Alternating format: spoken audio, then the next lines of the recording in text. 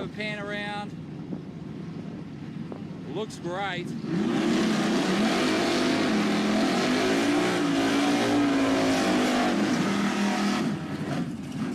The weather's absolutely killer.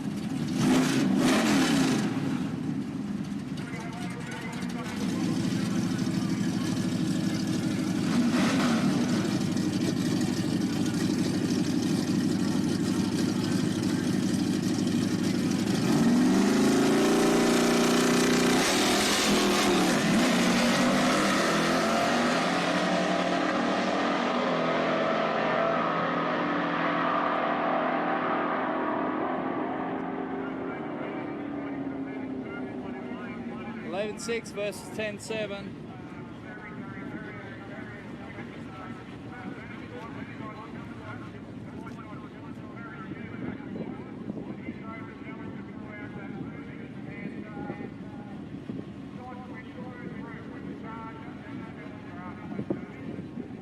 Alright guys, sorry about the late start this morning. It's been a hectic day. We ran around, sold raffle tickets this morning to see who would be the first cars down the track. Unfortunately, we didn't get to film that because we've been so flat out. But the first two cars were Mark Talbot.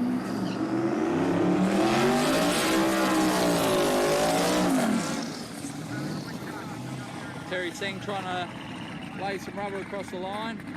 So the first two cars were Mark Talbot in the Turbo Barra XD, and then Bushy with the Blue Adventurer. They had the two winning tickets. And we raised $2,070, which was split between the club and the Cerebral Palsy Alliance.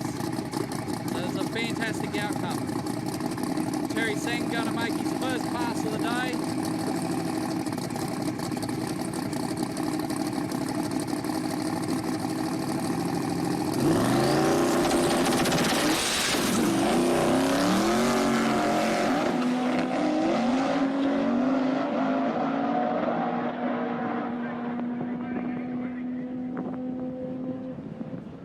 .9, not really representative of that car.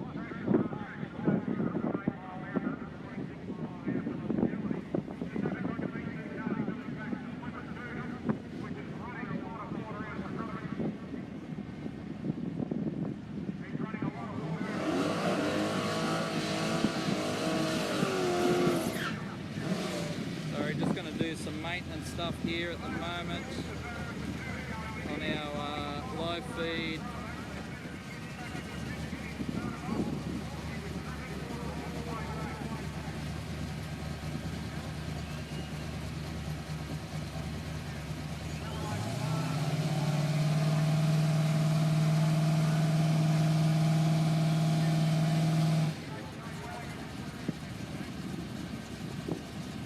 Ben Phillips here at the moment. He's leading our DYO class.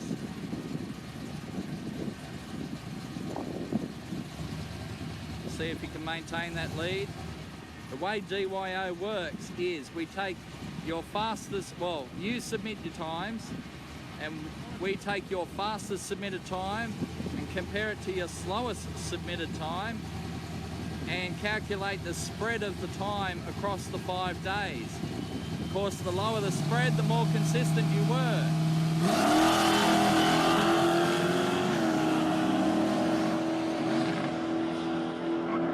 The more consistent you are, the better a bracket racer you are. So the idea is to get as tight a spread across the days as possible. So Ben at the moment, I believe, is down around the 6 or 7 thousandths of a second across 3 days so far, and this will be his 4th day. So he'll be looking to not damage his spread any further. So he'll be looking to put a time in that will slot into where he already is. You know, the further you go with drag challenges DYO class,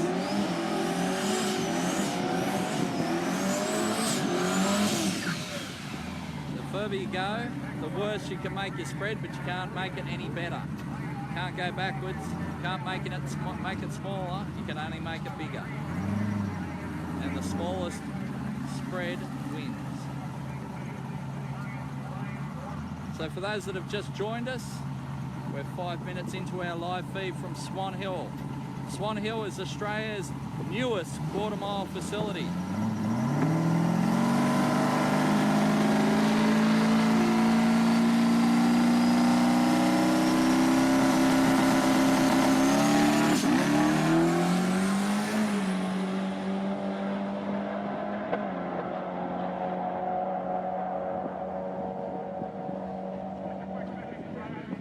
Years in the making, so 9.3 there for the White Commodore.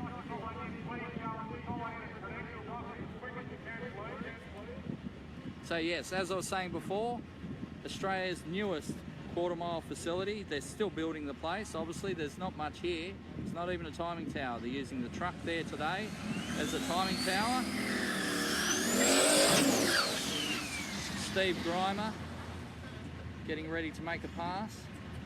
His Turbo VK had some issues earlier in the week with tyre clearance on the rear guards, which is why it's sitting up a little bit like a four-wheel drive in the rear.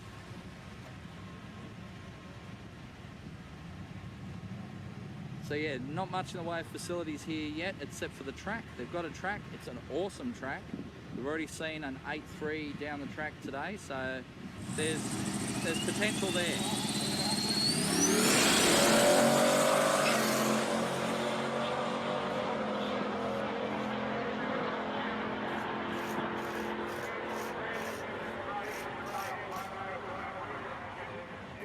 .99 for Steve Grimer there in the Turbo VK. Boys are happy.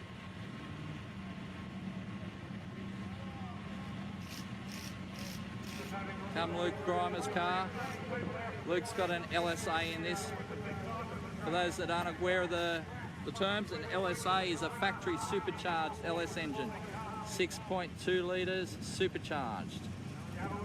And I think this one might even have a few more cubes.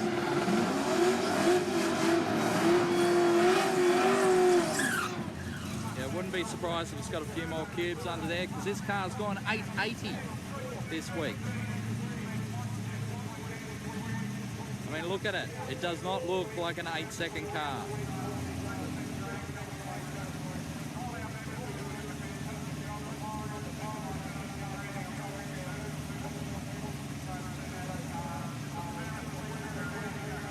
So here we are, Street Machine Drag Challenge, Day 4, Swan Hill.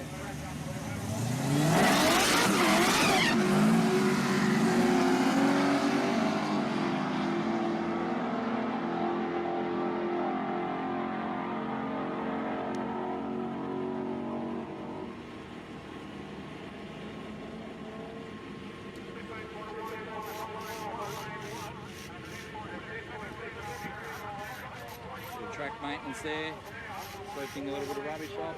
Brand new track, as you can see. Looks fantastic. I mean, look at that sky. I mean, really beautiful day out here in Swan Hill. A little bit of a breeze, so I will apologise for any wind noise we have in the background. Just check my audio levels, make sure they're fine, and they do look fine. Maybe a little bit on the loud, I hope we're not clipping. Crank that down just a fraction, hope that's all right. Sorry if I'm shaking, but you know,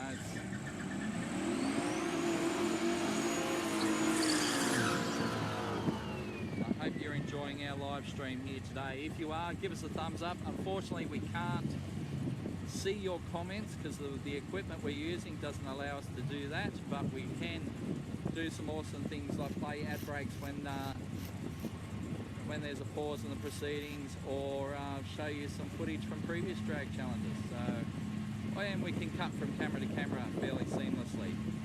Watch this.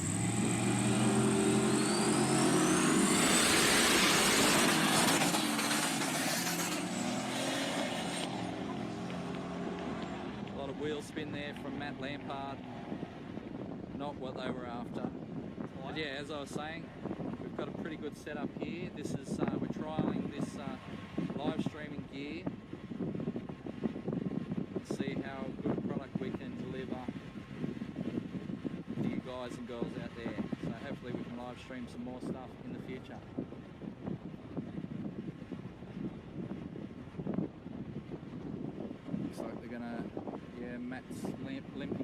top end of the track there.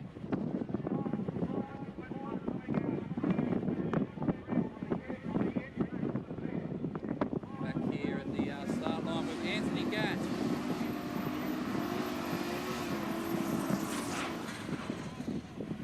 Anthony Gatt's got a Clevo in this Centura. Again, one of our DYO competitors.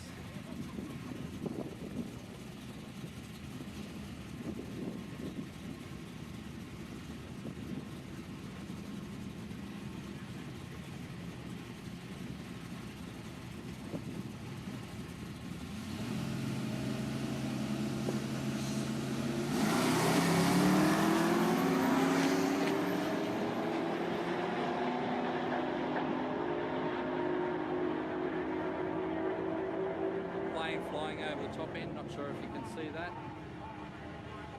11-1 for the Centura.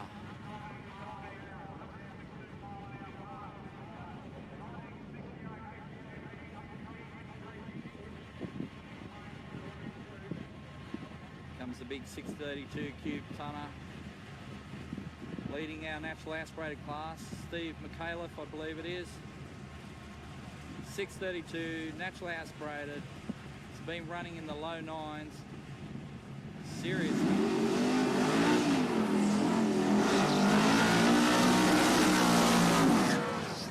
Nice burnout across the line. Trying to add a bit of rubber to the line.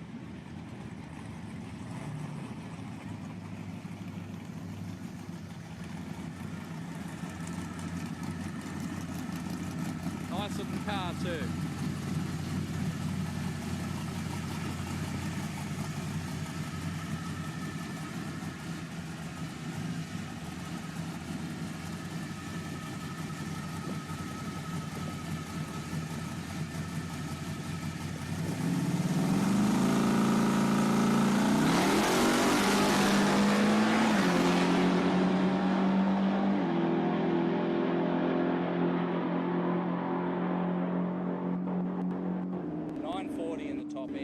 In the other lane, so that will maintain his lead in the outlaw aspirated class. So for those that aren't familiar with our classes out here at Drag Challenge, we have what we call the tyre classes and then our DYO. So the field's pretty split, evenly split between the two. We started with about 50 cars in each.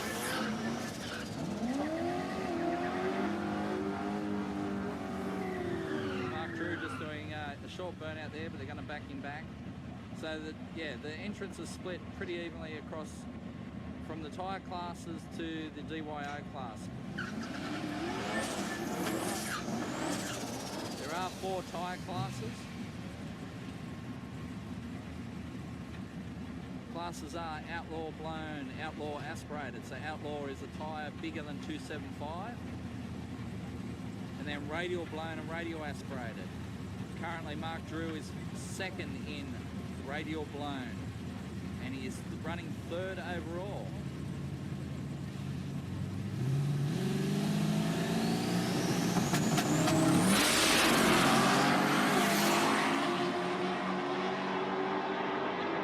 He's powering through the...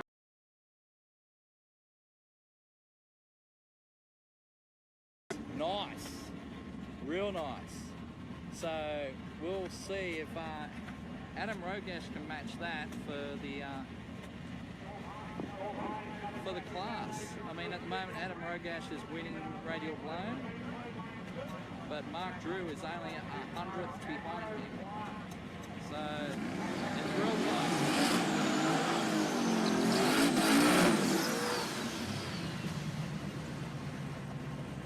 So there's opportunity there for Mark Drew to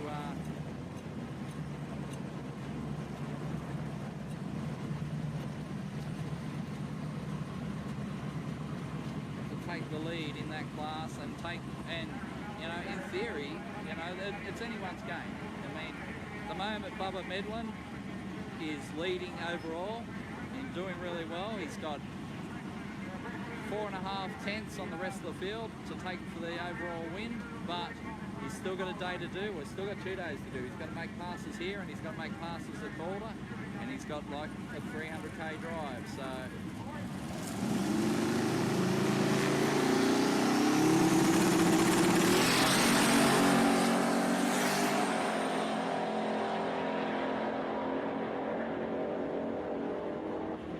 Day 4 at Drag Challenge. Well, there, 8.79. Brendan Cherry has been improving every day. So they're deep into the 8s now. Here's another car that's been very impressive, Brett Matthews.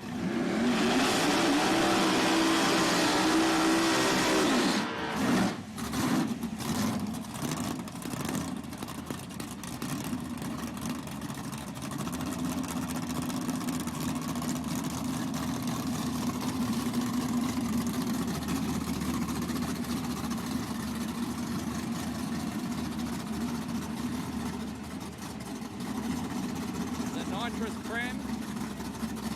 I mean, look at this car.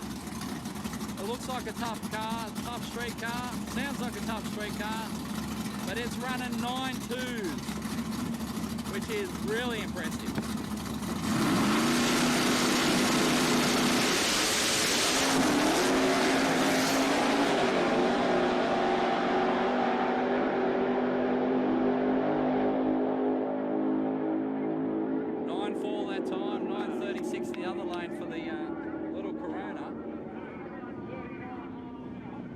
Pair of 9-second passes out here at Swan Hill.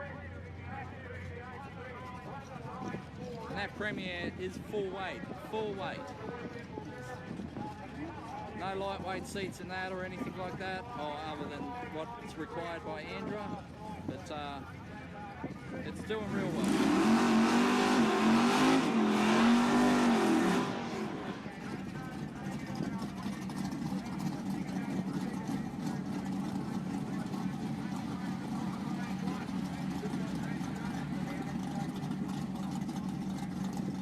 Comes Matt Jones and Bushy with the Adventurer. Now Bushy was one of our first cars down the track today.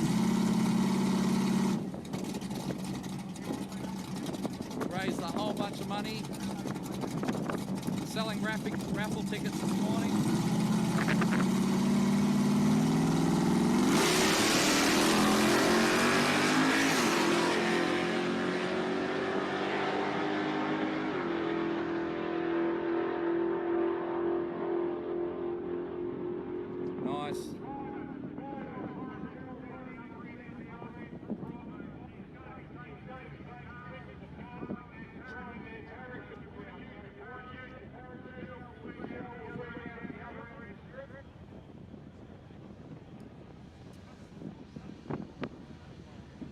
So yeah, as I said this morning, boys raised a lot of money. We raised over $2,000 selling tickets to see who would be the first 2 cars down the strip.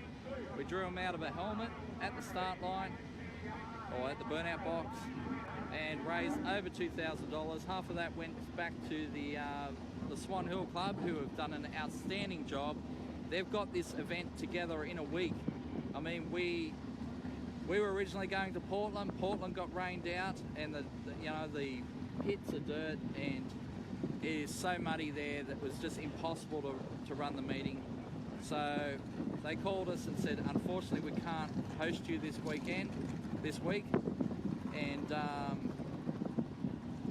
yeah, we don't fault them for that at all. I mean, you can't help the weather. But then we touched base with Swan Hill, and these boys have stepped it up, got this event ready in a week for us, and look at it. So, you know, 1,035 went to them, and 1,035 went back to the to Elvio and his team, who are raising money for cerebral palsy, the Cerebral Palsy Alliance. It's a charity that's close to my heart, and my son suffers from cerebral palsy himself, so he can't walk or talk, wheelchair bound for life. But he's a beautiful little kid, happy kid, and anything we can do to make these kids' lives a bit easier, you know, just raising a bit of money helps. So Elvio's looking to raise $10,000 this week. Well, we certainly helped him along his way with $1,035 today, and people have been chipping in dollars all due through the week, so I'd love to know what's in that bucket now, but I reckon they're going to be pretty close to their target by the end of the week. So hopefully at Calder Park tomorrow we can get a few more donations to that cause. We'll be racing from 4 p.m. tomorrow at Calder, 4 p.m. to 9 p.m. So we're going to go well into the night and then do our presentations at 9:30.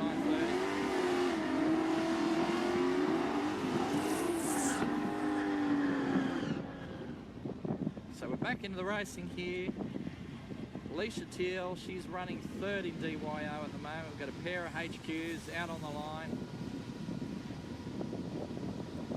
Alicia's been in every drag challenge so far. She won our DYO class last year with a total spread of 12 thousandths of a second.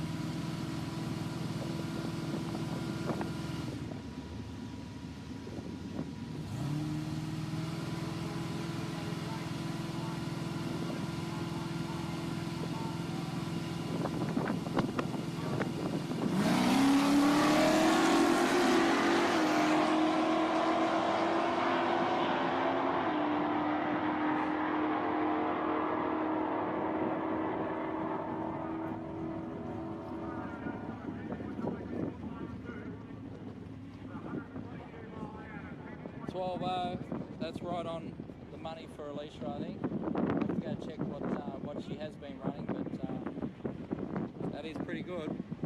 But yeah, she won our class last year. She is a tough competitor. Don't be fooled by her size. She's like 5 foot nothing. She's thin, brunette, and very tiny, and a tough racer. Lives for drag racing. She's actually got a tattoo on her arm.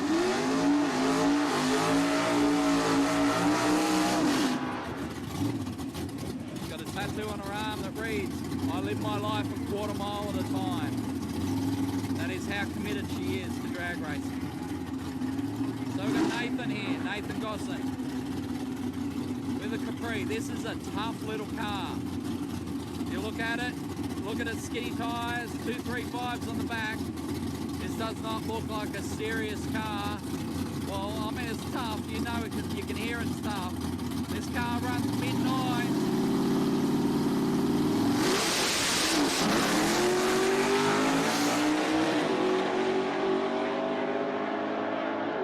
Bit of wheel spin that time, so you probably won't get the time out of it he was hoping. But yeah, 10.5. Lost a lot on the line. It's a bit unfortunate. Green shed over there.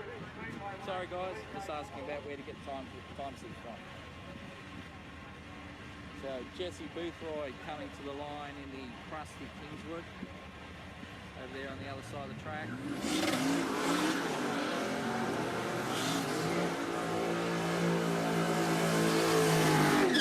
And Anthony Burns on this side with the LS3 powered XD wagon. Well, it's an XD with an XE front. So,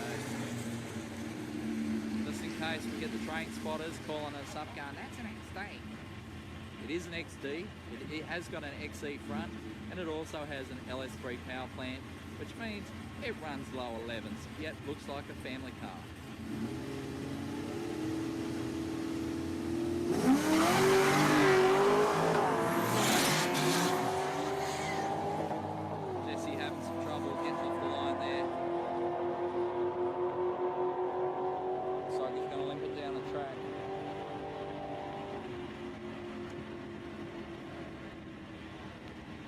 So yeah, we started with 100 competitors on Monday at Calder Park. Since then, we have been to Heathcote, we've been to Mildura, we are now at Swan Hill, Australia's newest quarter-mile facility. So we've had 4 quarter-mile tracks. Well, we're going to have 4 quarter-mile tracks and 1 1/8 mile. So yesterday at Mildura was an 1/8 mile, and we used, for the DYO class, we had to convert the times over to a quarter using the 1.555 conversion method. Of course, we don't use that method for the class cars. We don't want to skew their times, but for the DYO class, DYO is all about being as consistent as possible across the 5 tracks. So that's what it's like. Sorry guys, I've just got to talk to someone, so I'm going to switch off this audio for a second.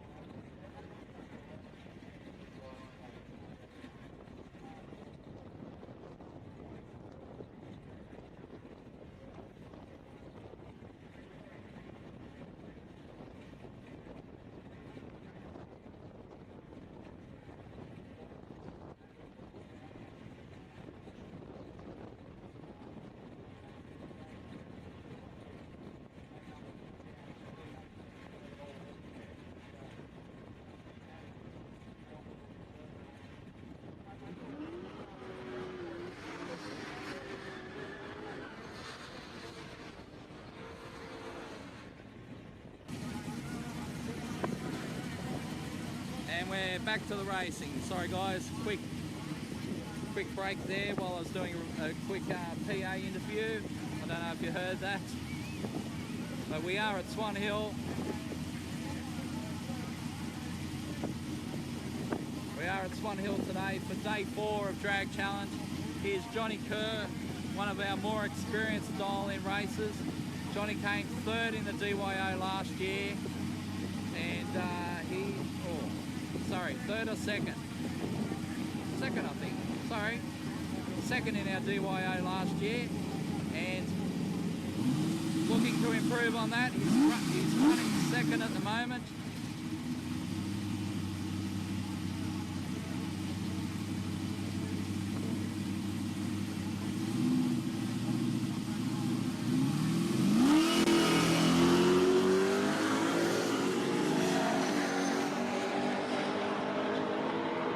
Robinson in the other side with the orange ute.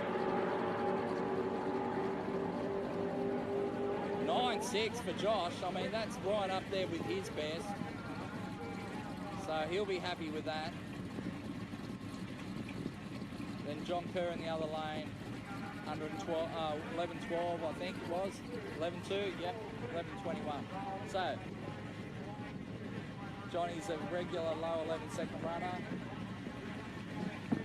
No tower here because it's still early days for this track, so you can see them coming through, handing in their time slips.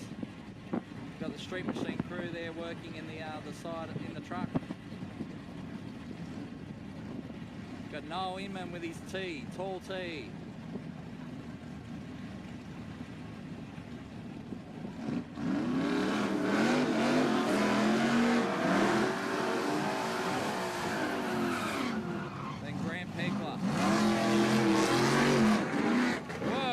If you saw that, Noel Inman giving the traction a bit of a test.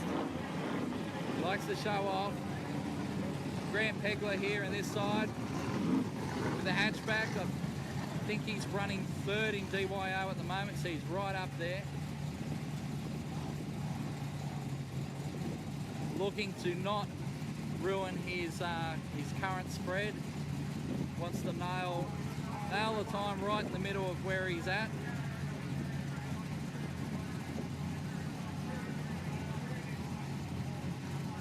Over there in the other lane, Noel's little T-coupe. Awesome.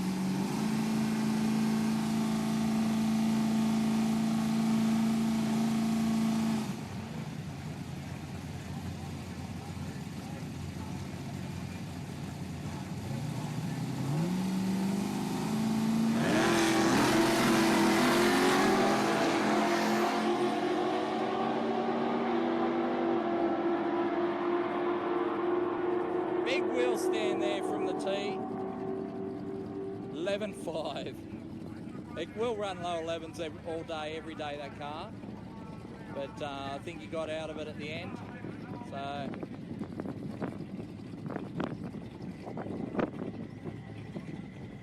little Austin Lancer it is. It is supercharged. It is turbocharged. There is also a nitrous kit on it, but they aren't activating the nitrous this weekend. So it's just, all it's got is the supercharger and 2 turbos. So boys are a little bit down on power. Oh no, this thing makes heaps of power. They popped the head gaskets yesterday. Paul was out there, pulled a nice wheel stand. I looked down and saw 30 PSI.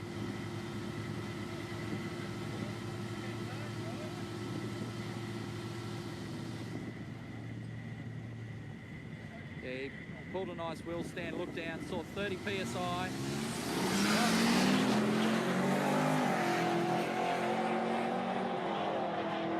And she come down, damaged the front end and popped the head gasket. So they're welding the front end back together yesterday and replaced 2 head gaskets.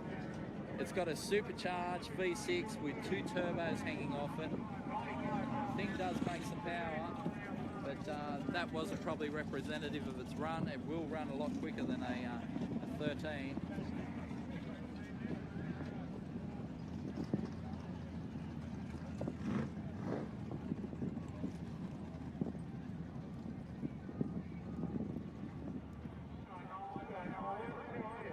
as we can see, beautiful day, brought to you by Haltech, Turbo Smart, Earl's Performance Products, Mothers and Tough Mounts. They are our drag challenge sponsors. We have a sponsor for each class.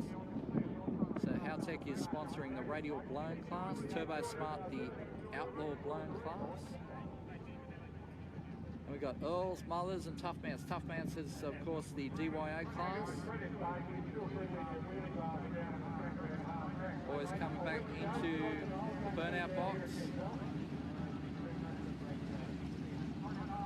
I believe Ben Phillips in this lane with the wagon is leading our DYO class at the moment. He's been able to run within a couple of thousandths over the last 3 days, so let's see if he can maintain that.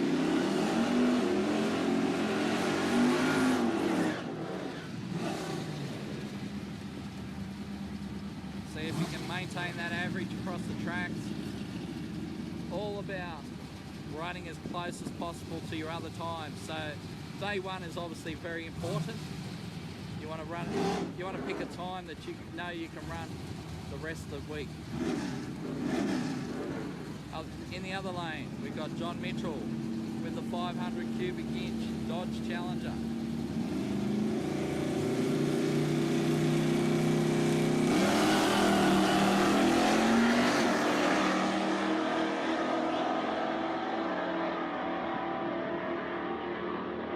Neck and neck down the track. I think Challenger's got it. 10.7 to 11.0.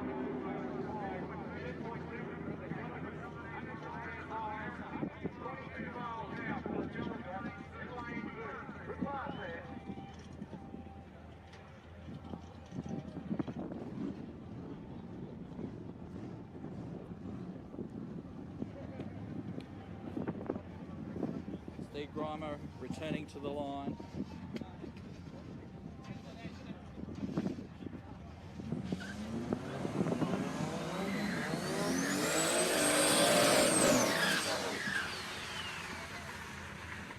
Turbo LS. Had some problems earlier in the week with was a little bit low in the rear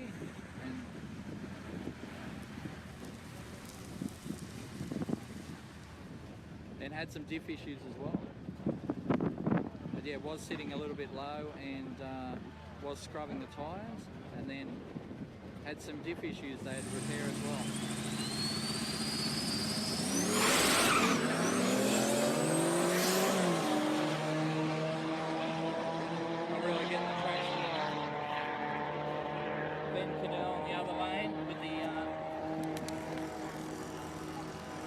The little Galant. The little Galant's got a Toyota 2.7 in it, Hilux motor.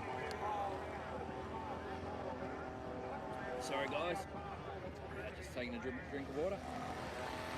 So little Galant, yeah, 2.7 Hilux motor with a turbo. Makes 300 horses at the rear pretty easily and runs in the 12s. As you can see there, 12.7.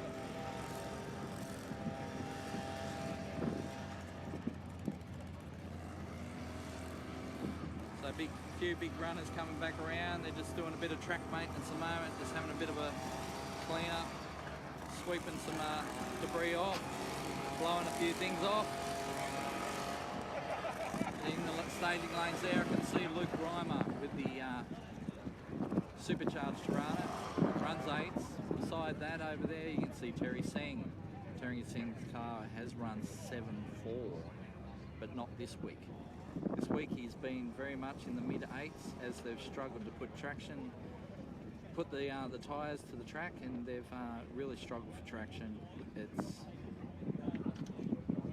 You would think Terry would turn down the power, but he's not that sort of guy. He's the sort of guy that wants to make it stick and wants to just decimate the field, but at the moment he has really struggled for traction. One of those all or nothing guys. But he is trying to put the power through a 275. He is in the radial class.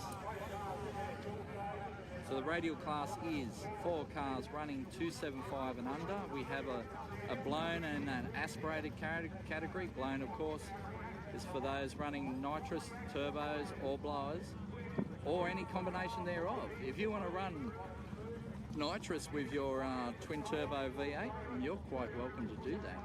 Same with blowers. I don't really care. If it's got boost or nitrous, it goes in the blown class.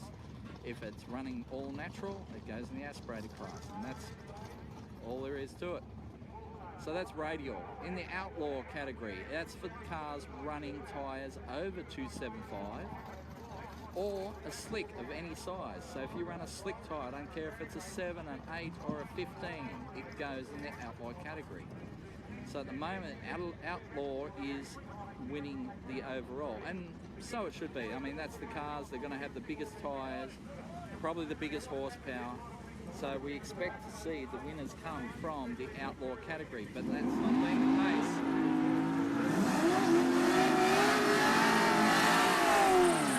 That's not been the case for the last 2 years. Last 2 years, their winners have come from the radial category, because Australia is such a big fan of the 275 radial classes. So X275, obviously very big in APSA and places like that. So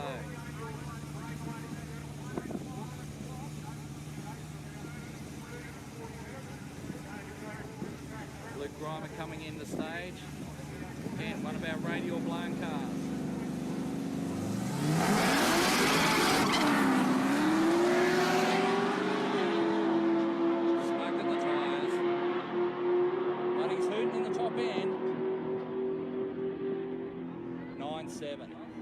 I mean, that car will run another second quicker than that. 9.7's not bad. Just having a bit of trouble laying it down. So in the other lane, we've got Ryan Ford in the Camaro. Now that Camaro, they've thrashed on that to get that ready. Now Ryan's one of the guys who runs Chopped, and great guy, but they have had nothing but trouble with that car.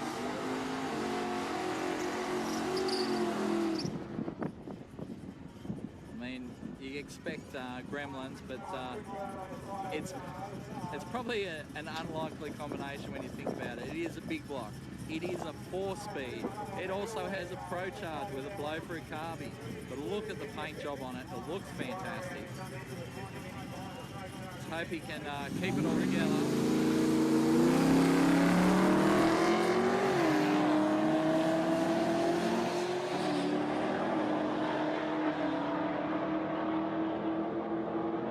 In this side pushed through the lanes, pushed through the tree, and well, no, he didn't activate the tree.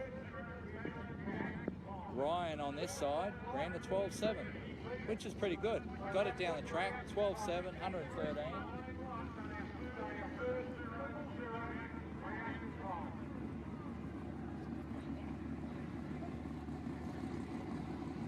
Terry Singh coming back around.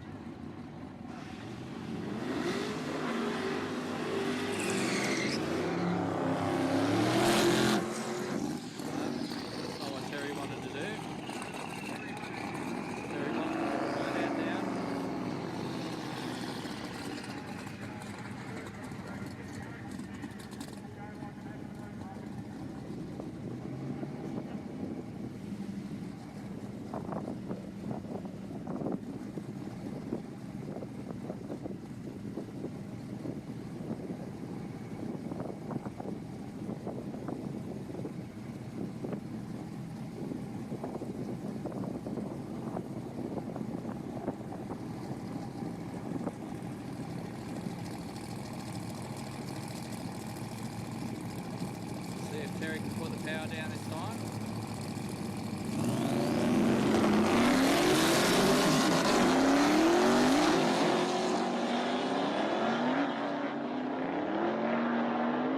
He's pedaling hard.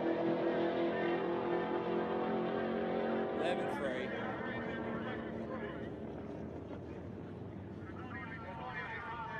It's a shame that car is capable of so much more.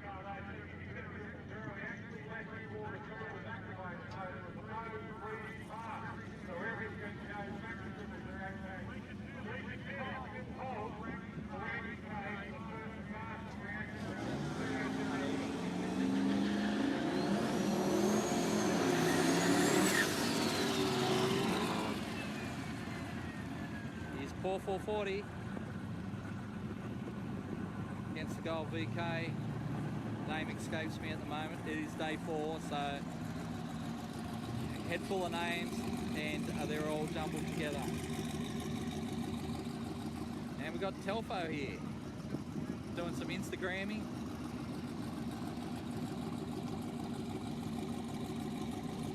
So this car, if you're not familiar with it, it's Mark Arblas's car.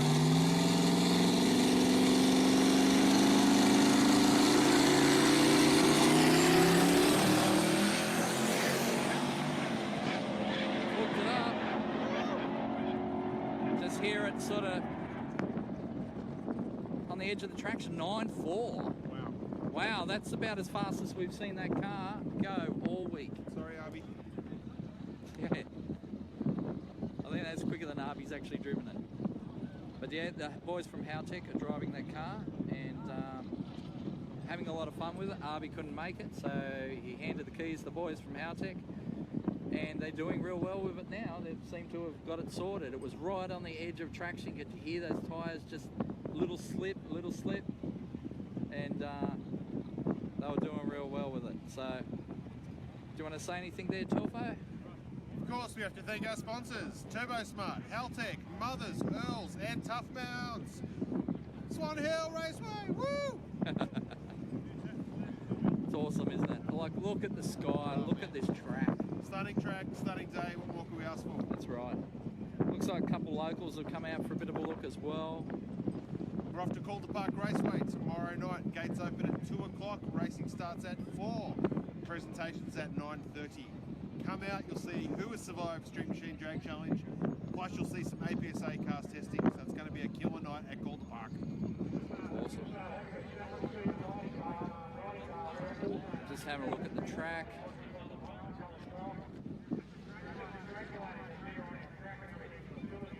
Let's go to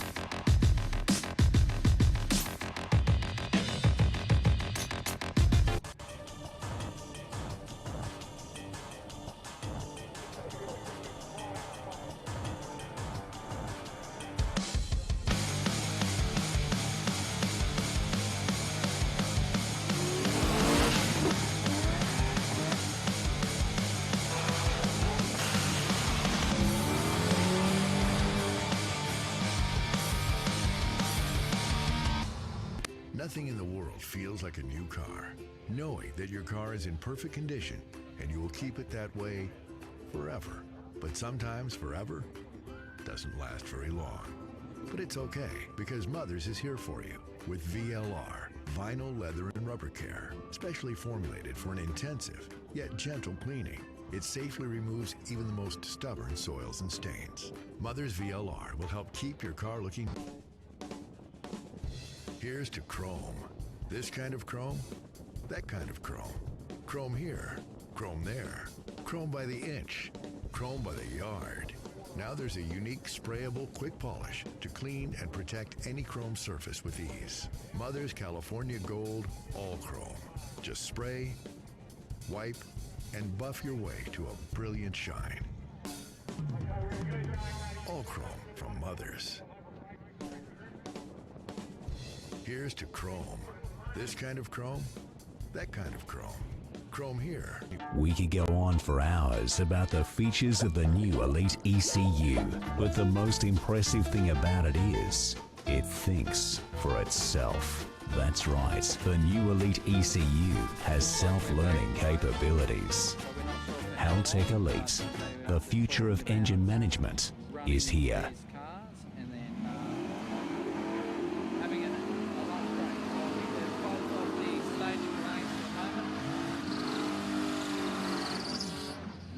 lunch break. While they have a lunch break, we might kill the live feed for a while, and we'll see how many cars come back after lunch. If we do have a good turnout of cars, we'll activate the feed. After we had our lunch break yesterday, they all hit the road, so it wasn't worth hitting the feed up again.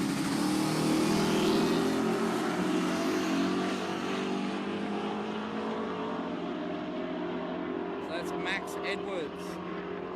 Brandon Warsia in the VK there. It's 11.3 for that. I think it has nitrous on it now, wagon, and an 11.1. It's running low 11s all week. Okay. Yeah. That's So no, they were putting nitrous oxide on the car yesterday. Oh, really? Yep. Wow. Bubba's come around. Awesome. We're going to get some Bubba action. Bubba Medlin is our leader overall so far in the event. Will he keep it to it today? The track is a lot better for a lot of men there.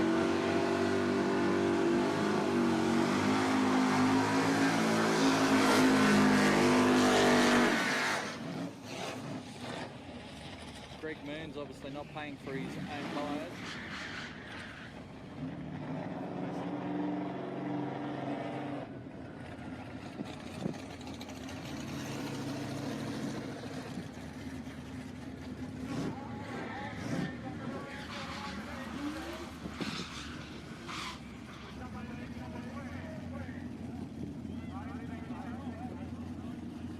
Bit of Ford versus Chev. There we go. The announcer's all over it.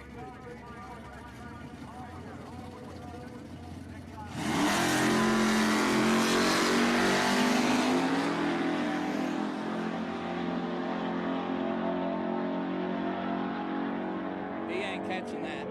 Nope. Bye-bye. Old school wins.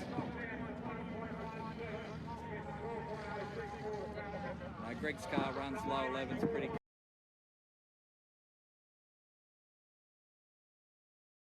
Lazaro in that green HQ with GTS caps. Super fast, super clean car. Up against Rob Thorpe in the 6-cylinder XF.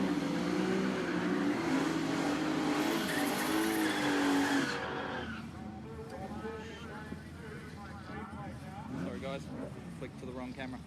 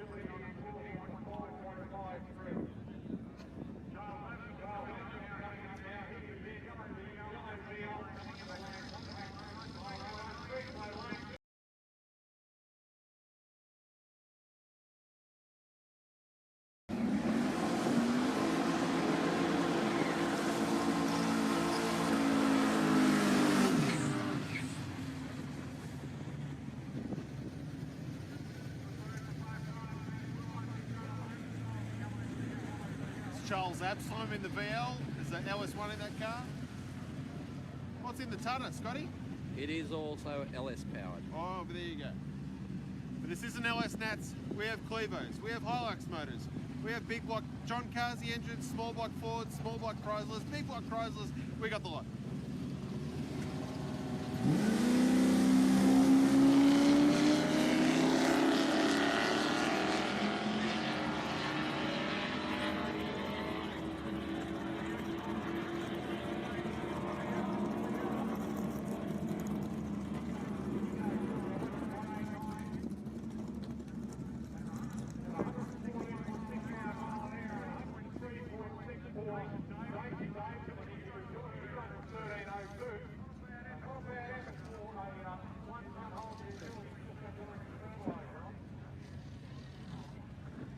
It's got Graham Horner coming up. Yep, South Australia, this thing is getting faster and faster. Last year it had a stock LS in it. It was supposedly the fastest stock LS internal engine in the country, but he's built up a big motor and he's chasing down the big boys. He's not too far behind the Foleys and the And Cherry, I think. yeah, Brendan Cherry. So that's a pretty unassuming looking car. This looks like a normal VK you'd see at any street meeting, but he is getting along.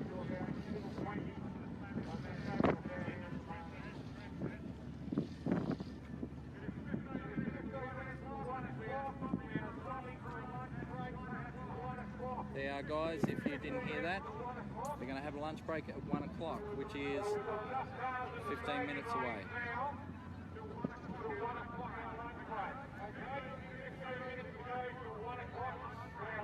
We are here until 5 o'clock in the afternoon.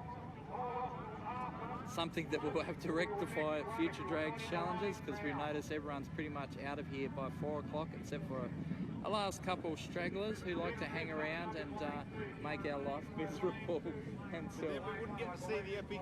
That's right, the epic thrashes like yesterday.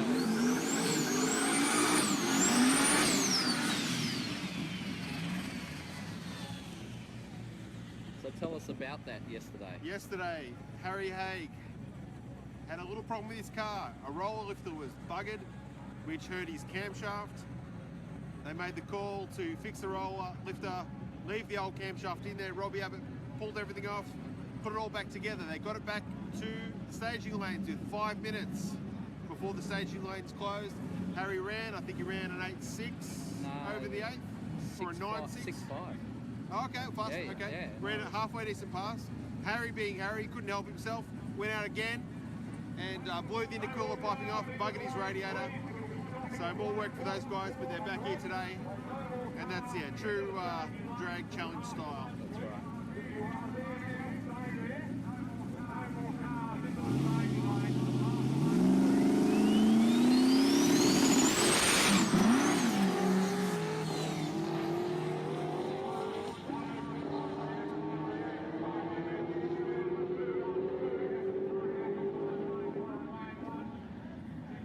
Bubba Medlin coming up. He's our current leader overall and in Outlaw alone. That's a Holden powered Holden. If you haven't heard me, I've said it about 4,000 times this weekend, but it's a VH Commodore. Doesn't have an LS, doesn't have a big block. It's got a Holden based engine. The torque power, little poor block, twin turbos, made 1,000 rear wheel kilowatts or kilowasps. Killer Wasps. Before the meeting, and he's been out in front all week. Smashed out a series of blistering passes yesterday. Let's see what he does now on this brand new Swan Hill surface.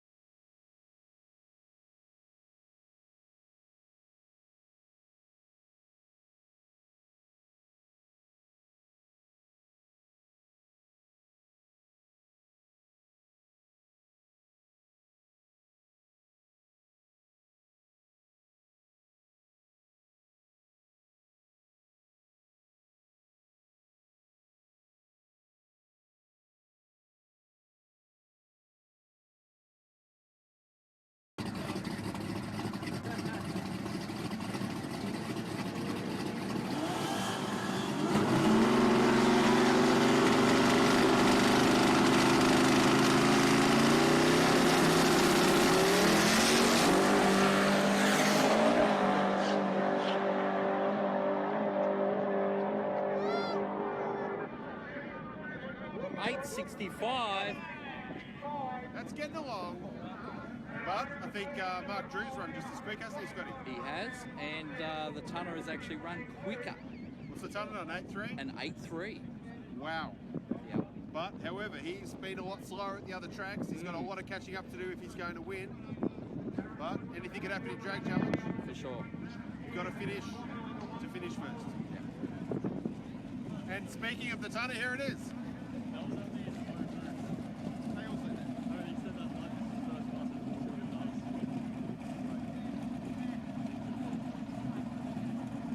So Aiden was just saying, what were they saying, Aiden? They were saying they were just trying to test out the track because it's their first pass. crank down? Right down to the roost, so there's a bit more to come from cover. Okay, wow. That's typical racing talk, isn't it? It is. We do hear a lot of it, but I wouldn't be surprised. It would look, let's face it, it would be the smart thing to do.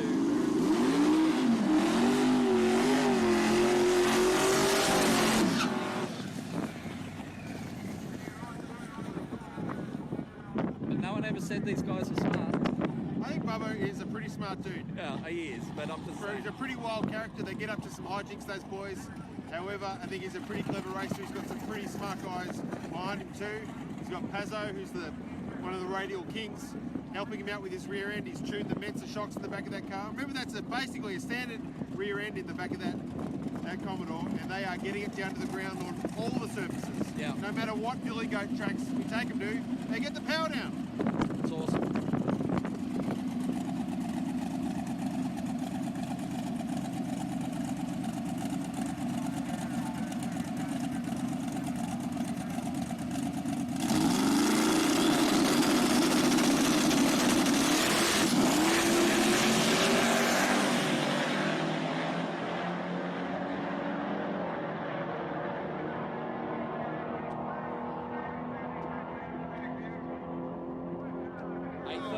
Again. How about that?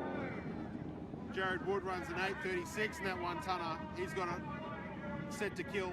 He's got some smart guys in his team as well. We've got Andy from Specialised Power Porting, who is the world's fastest Hemi-6. Well, He not knows how to really get in it. the team because there's only two of True. them. So there's But no he helped set up the car. Andy certainly helped set up the car. There are no support vehicles.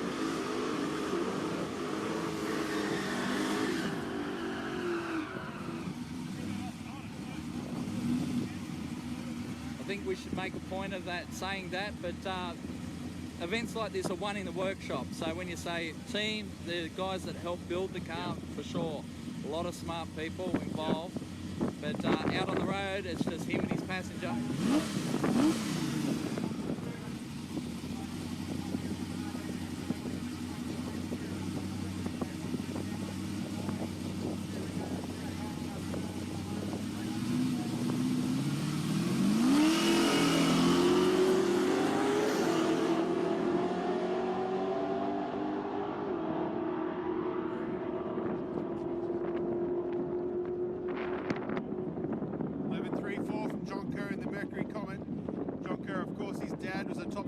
Back in the 70s. John certainly inherited all of that talent. He's one of the best bracket racers in the country. He's won that many nostalgia drags, it's not funny. And he's running very well in Dial Your Own at this event. He's coming into today, he was 2 or 3, wasn't he, Scotty? I believe he was number 2. Here comes Rodney Brout in the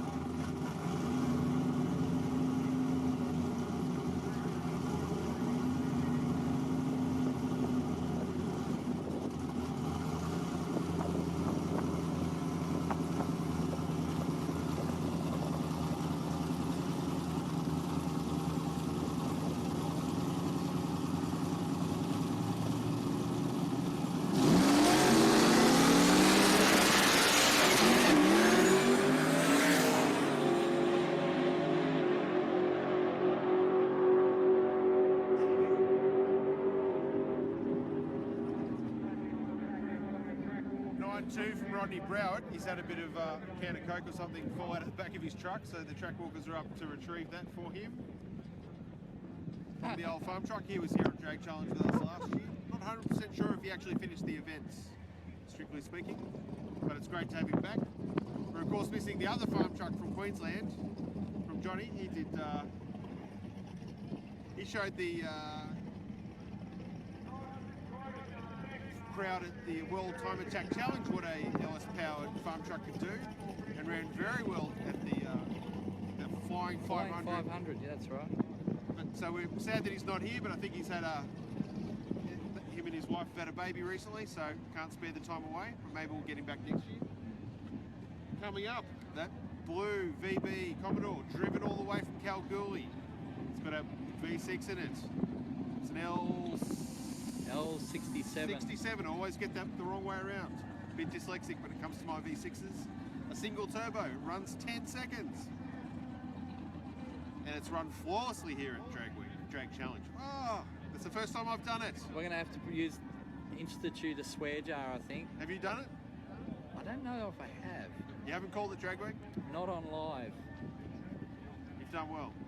I did ask Harry Haig yesterday, what was harder, Drag Week with a Chevelle that you've built in 5 days with giant turbos hanging out the bonnet, or Drag Challenge, and he said Drag Challenge is definitely harder. Wow. However, the beer is better here. The beer's better. Much better. We do have some very open drives, long drives on open roads, with not a lot of towns in between, so it certainly makes a difference. Stand here with Torfo. Yeah, baby! Yay! Swan Hill! Woohoo! Come down to Calder Park tomorrow night. See the finals of Drag Challenge. Thanks to Turbo Smart, Haltech, Earls, Mothers, and Tough Mounts. It's bloody flies, they just want to get in my mouth, man. Flies and mosquitoes, I think, are the biggest challenge here at Drag Challenge, aren't they? Yeah. The mozzies are huge out here. They're the size of budgies. They are massive, and just a whole flock of them are coming in at once. Yeah, it's amazing. One thing we should let people know is happening is that there's a big blue El Camino still back in Mildura. Did an engine yesterday, but they're getting another engine delivered to them last night. Now, to finish Drag Challenge, to be recorded as a finisher, you must start and finish the same block. We don't want people turning up with a different block at every track. However, they just want to come along for the fun of it, so they've got a new 383, which also has a 671 on top of it. So 671? The bonnet is off. Wow. The engine is in. When we left this morning, the engine was in. It was almost plumbed up. They had throttles, everything. And they're on their way. They're going to drive here, no bonnet. Hopefully the constabulary is cool with that. Yeah. And they'll come down and make a pass. So they're going to do it with no bonnet. They're going to do it roadkill style. So Yep. is the bonnet going on the roof or in the back? I In the guess back. it's a El Camino, so it's got a massive back end. So yeah, the bonnet should fit in there. So they're not going to cut the bonnet. No, it's too. Alone.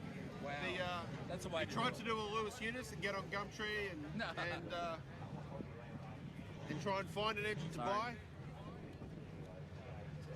Ah, when did it do that? Oh, okay. I might have bumped it with my finger. Sorry. So we've been yelling at a screen and we haven't been on it. Did we break the feed? No, we're still on the feed.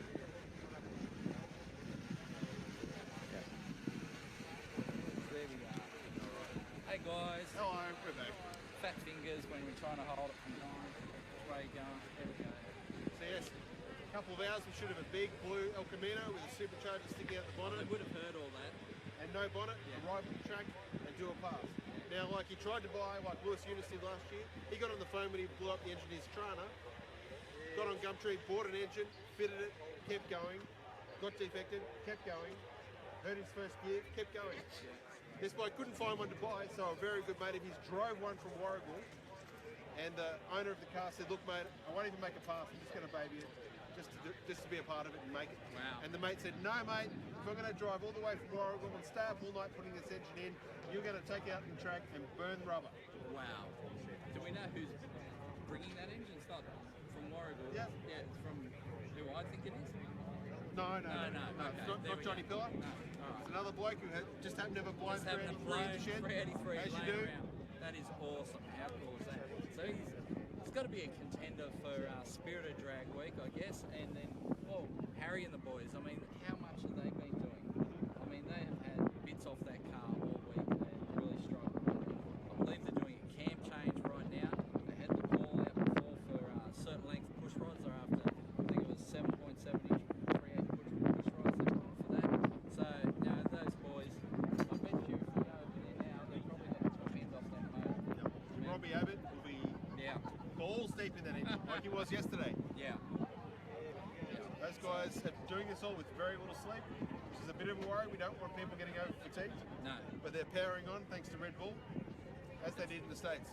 And as they were saying, and like comparing this event to Drag Week is an awesome event. There's no doubt about it. It's the best of the best. Yeah, It's the greatest test of street cars on earth. 350 cars. I mean, Cars from Sweden, yeah. Oh, it's amazing. Finland, England, Yep. We got Australia. cars from all over. But the way we're a little bit different is our drives.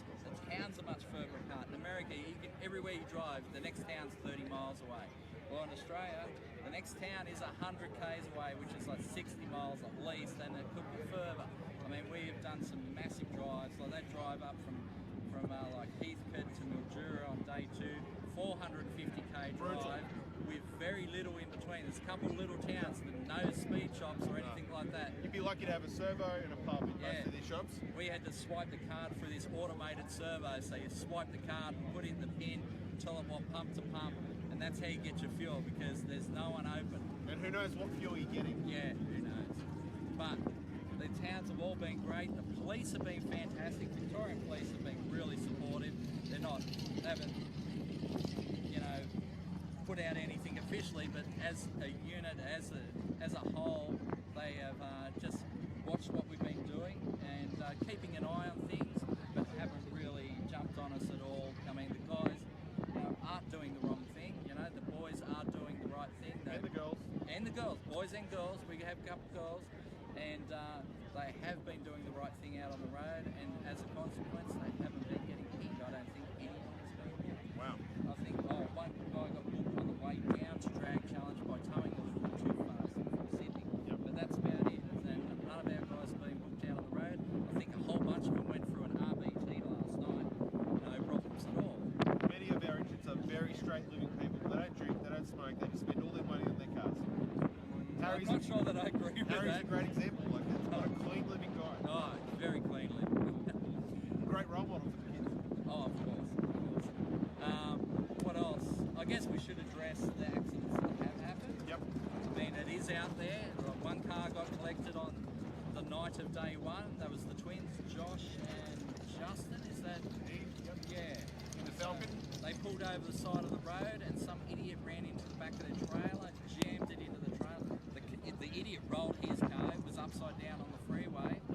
Yes. Oh no, I've seen the pictures. Allegedly. Yes. All right. Well, that's Before the court case. Before the court case, it's alleged. All right.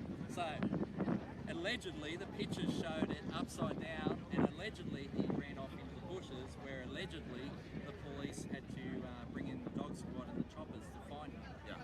So, he was obviously doing something wrong. You can't legislate against stupidity. No, you can't. So, but their Falcon, which they have owned since they're 16 years old, is severely damaged. I hope they can rebuild it, but it really is a kick in the nuts, because there was a beautiful car. Those boys only entered really the day before. They actually took Daniel Manzate's entry. Daniel was going to come along with one of his cars, and unfortunately didn't get painted in time. So we've got to do some other stuff. Okay. We're getting a bit of wind in the microphone. Are we? Okay, so right, we'll face this way. So those boys took Daniel's entry, and only the day before. So really, they weren't geared up for Drag Challenge, as you say. But they came along, they had a cracker on day 1, they ran their personal best.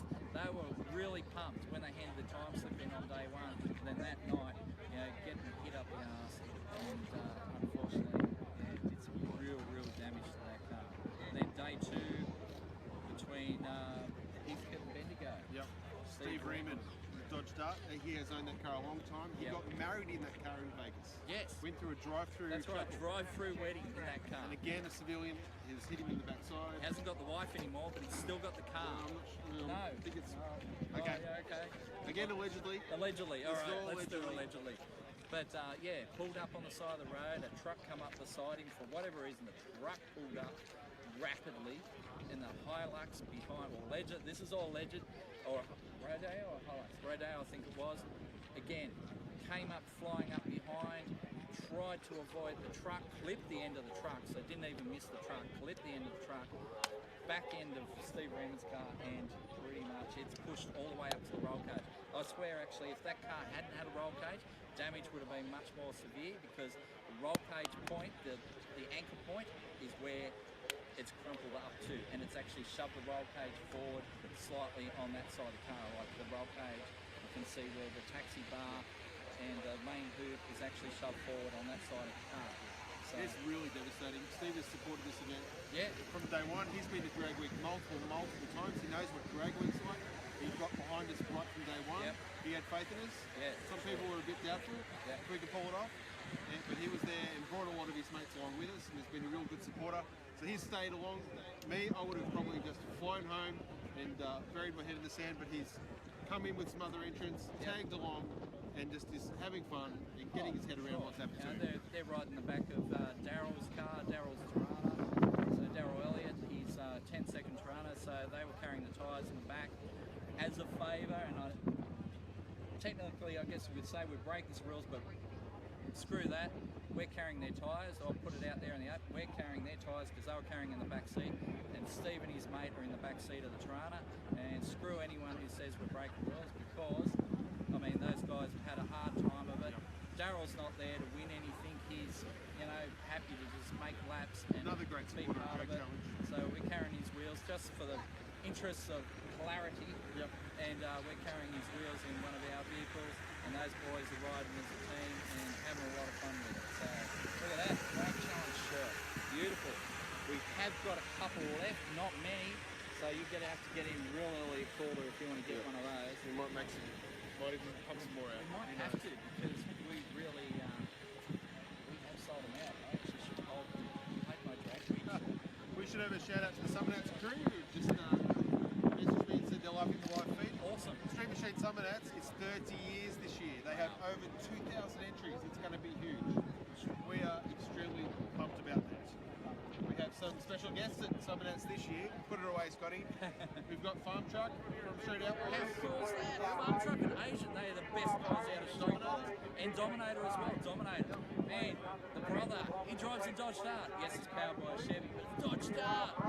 So, yeah, that'll be very cool. Also, Charlie Hunt, Yeah, special Charlie's guest at coming. Summernats this year. Charlie loves something. There's going to be a heap of really old school burnout competitors who are bringing their cars back out. Greg Young, guys like that, Yep. out for a skid to celebrate the 30 years. There'll be a lot of old cars coming out of the shed to celebrate 30 years, the event that Chick Henry founded all those years ago with Street Machine, and is going stronger than ever. Yep, Street Machine's been a supporter of Summernats from day one. It is really, we helped keep that event alive for the first couple of years, I reckon. Yep. And we have always been a supporter of Summernats, and I think we always will be. If I've got anything to do with it, absolutely. Yeah, for sure. 30 years of good times. Yeah, 30 years of burnouts. Boobs and blowers. Not so Maybe many not boobs. so many boobs, that's right. What a man boobs. Yeah. Remember Captain Summernats? He's a pioneer of man boobs. Nevertheless, back to Drag Challenge. We finish tomorrow night at Calder Park Raceway. Gates open at 2. Racing starts at 4. The competitors have nice, cool, cool air Yep. until 9 o'clock. Then the staging lanes shut off. The weather's supposed to be pretty good for us too. It's going to be dramatic. Yeah. It's going to come down to that last. I think Last they'll push session. it right down because it's actually going to be the shortest session we've had of Drag Challenge. I'll check it, but that's fine. Pretty much had from 10 to 5, so 7 hours of racing every day. Well, they're going to have 5 hours to finish up. We do have probably less cars. I think we're down 15 cars We or will so. have some APSA cars We to have run some through. APSA cars to make some passes, but I think it will come down to the wire, and it'll be interesting to see how Bubba goes, if anyone can catch him. Man, if Jared Woods 1-tonner can break a 7 today, Wow. and then get That another would be 7 awesome, tomorrow, yeah. That's right. he's going to be in contention. He's done a couple 8.3s, so he really has the potential to do it. That car's 600 cubes with twin ProMod 88mm turbos. I mean, that car, pick a power figure, it can make it. It could make that thing make 3,000 horsepower, I have no doubt. How long it'll live after that, I'm not sure. But He has to drive it. That's right. He's got to lump around at 1200 RPM, go through RBTs. A lot of high-powered motors could not cope with that. No, that's right. That's right. We do a lot of miles. And the Australian roads aren't that great, so The converters have to live with it. The gearboxes have to live with it. And often they do. They're not. These gearboxes aren't designed to be sitting on the 100 hour after hour. gearboxes, ignition systems, fuel pumps, cooling systems, and valve train. That's probably your big five. Cooling systems maybe not so big, but certainly valve train, as Harry's found out. Fuel pumps, as some of them have found out, you know, and then These things aren't meant to be on for that long. no, I mean, you've got those high energy ignition systems, they burn out coils when they're on for 5 hours at a time out on the road. So it's been a tough journey for a lot of these guys. Yeah. And yeah, So many like it's going to come down to, it really could be a number of guys. Drew's in it, Jared Wood's in it, Terry Singh is always in it, you never count Terry out. Cherry is in it, Brendan Cherry. he's been You know what? stepping it up every There's day. a guy that treats his cars very firmly, let's Yeah, just say. yeah, he takes a he firm he hand with punishes them. them and has a lot of fun with them, but they don't necessarily always keep going, you know, as reliably as you'd like. But Yeah. he is really, really showing a lot of discipline this weekend, Yeah, and is going to be there at the end. he's been a good boy actually. Yep. It's Brendan is a wild man, so no, those boys have been well behaved, and I've been very appreciative of that. Actually, all our entrants have been really well behaved, and that's been reflected by the fact that they haven't been jumped on by the cops. So I think we've got a long future for Drag Challenge if we have competitors like that. Yep. Guys that can just come out, have fun, run the numbers on the track, behave themselves on the road, do those miles, and I think this event's got a strong future. Great. Look, the depth of fast cars is pretty amazing. Yeah. Luke Foley, Todd Foley, Grimer. Yeah, Luke Grimer thing. Those guys are right there. Last year they probably would have been in contention for 50 years. Yeah, yeah. They will just need a couple of guys to fall over to be fit to be there tomorrow. And there's Todd's car, Todd Foley's grey, silver VH. It's an LS3 with a Magnuson blower. Hasn't got the biggest pump in the world. That car is going fast. Yeah. And ballistic car, but beautifully detailed. So come down tomorrow night at Calder, check these cars out. There's a lot of amazing engineering down here. And it isn't all the big dollar stuff. And even the fast cars aren't necessarily, these guys aren't checkbook races. They're a lot of good mates working together to get these cars built. But at the budget end, we have a lot of awesome budget cars. Oh, yeah. I mean, look at Ben's. Oh, Ben Cadell's Galant over there. Like, I don't know what it cost him to build, but I can't imagine that. I mean, what's a Galant going to cost you? What's a Hilux motor going to cost you? What's a little turbo for one of those going to cost you? I mean, let's face it, you could probably replicate that car from our team. Has he run 11 yet? No, but he's certainly run a lot of 12 And he second will cars. run an 11 in Yeah. that car, Yeah. I don't doubt. Beside him, there's an XF Falcon with an LS motor in it, Oh, no. a real budget car. The Austin of Paul McKay. Yeah, how Now, cool's that? that's a 1958 Austin Nice wheel Lancer. stands. It's the kind of car Noddy drives. Yeah. He's been doing burnouts in that car at drag ships all over Victoria, Performance Car Mania, Summernats. Runs at Wilby a lot, so he's Yep. used to very poor tracks. Well, Wilby's Wilby a is great our favourite facility. track. Wilby's a great facility, but maybe not the most traction. I would love to have a round of drag challenge with Wilby. Yeah. That'd sort him out. Yeah. Anyway, that car has a Holden V6, twin turbos, and an Eaton supercharger. And if that isn't enough, nitrous oxide. There's nitrous plumbed in, but he's not using it this week. Yeah. So, He's but he just did. tubbed that car. Yeah. He tubbed that car using parts of the gate off the farm, I think some brown built shelves. I have no So doubt. go check out that engineering, it's very special. They had the whole front of that car off yesterday, had the heads off.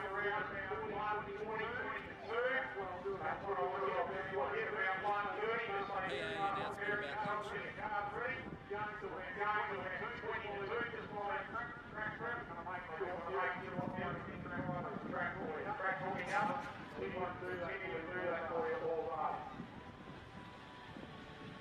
All right, I think we'll just cut that off. We could get some races to come and check. I'll have to have a look and make sure I'm getting the signal that we may not be performing. So anyway, let's have a look. Take over. It says we're still live. So I don't know. What's this guy's name? That is Alan. Excuse me, Alan. Alan. Alan! Alan. Alan! Alan!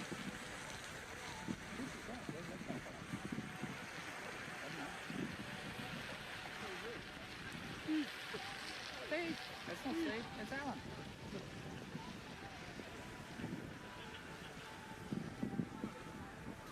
Hang on a sec. Yeah, sure. We'll get a double selfie. How you going? How are you, mate? Really good. Nice to meet you. Long time to see you, mate. Yeah, cool. Nice Awesome. to see you, mate. No, awesome. Especially down here. Drivers, if anyone wants to come Scotty Taylor, Street Live Streaming, he's just down at the starting line now, just beside the fence, you'll see him there. Scotty is down here, if any drivers want to come down and say Scotty on the live stream, wander down now, have a little bit of a chat with him now. This is the news. Yes. Oh, they want some... Sorry, guys, I've got to feed the crew. See what's in my wallet there. Here's Scotty talking to some of the fans at the new Swan Hill track. It is a blistering track. Very, very cool. Enough in there for you? You can't go far away. Here's Bubba Medlin. He's on the phone. He's probably on the phone to his bank manager. So, look, mate, I've got to remortgage the house. Yeah, tell him this. I've got some bad news. Hey, Pazzo, if you're listening down at all race, get back to work, mate. Get off the computer, stop watching the live feed, mate. You got work to do. How come Pazzo didn't come along? He was going to, but someone had to man the shop. Someone had to stay back and do some work. So tell us what Pazzo's done for you in this car. Absolutely. What? He's helped me set the arse ender. Tell us who Pazzo is first, for those who don't know. Daniel Munzeratis, quickest radial king out there, mate. Yeah? Yeah, he's helped me do the arse end. Done all Mensa front and rear. He's helped me set up all the AMS. He's the man behind it all. Yep. On the phone to him constantly trying to get some understanding of what's going on. So no, I can't thank you enough, Baz. Good work. And what do you think of this new track at Swan Hill? Yeah, it's good. It's very good. We're hoping to put more and more power into it. So How many passes you done? first pass Yep. today we did 860, but I didn't think I backed off, but it said I only did 130 some miles per hour, so I'm not sure about that. But You don't know how to back off. no. It's not in your vocabulary, is it? They zip tie the accelerator to the ground. So Yeah, it's all good. But no, we're hoping to be able to So after lunch we'll come out and turn the wick up. pretty much we're going to get back on the phone to Pazzo. All right, mate. I'll leave you to it. See you later.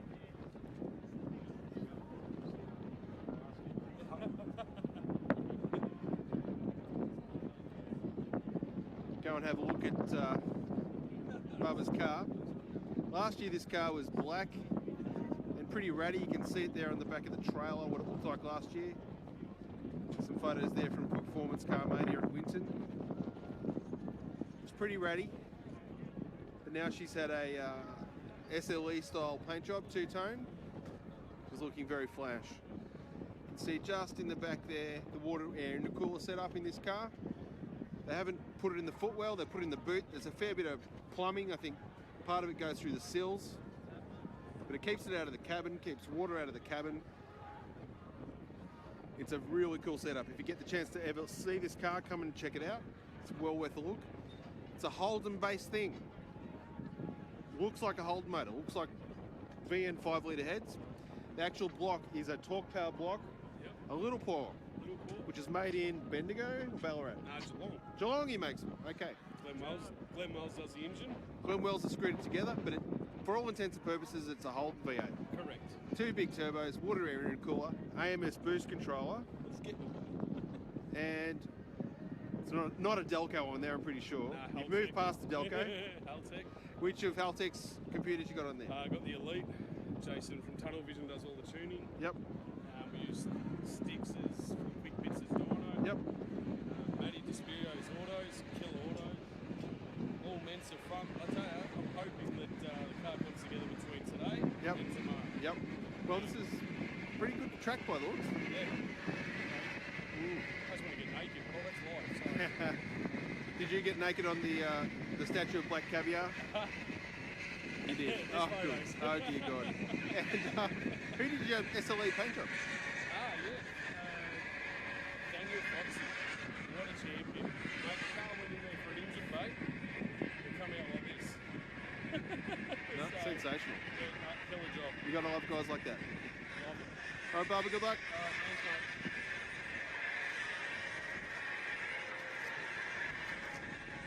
Back to Scotty. So we're waiting for a clean-up and lunch. Getting the track prepped. So we're here at Swan Hill, day 4 drag challenge. How good is it? Like, the weather is beautiful. fantastic facility. We're here for our sponsors, Caltech, Turbo Smart, Earl's Performance Products, Mothers and Tough Mounts, and it's been, well, a fantastic day. You couldn't ask for more. So This is one of the nicest tracks I've ever been to. yeah.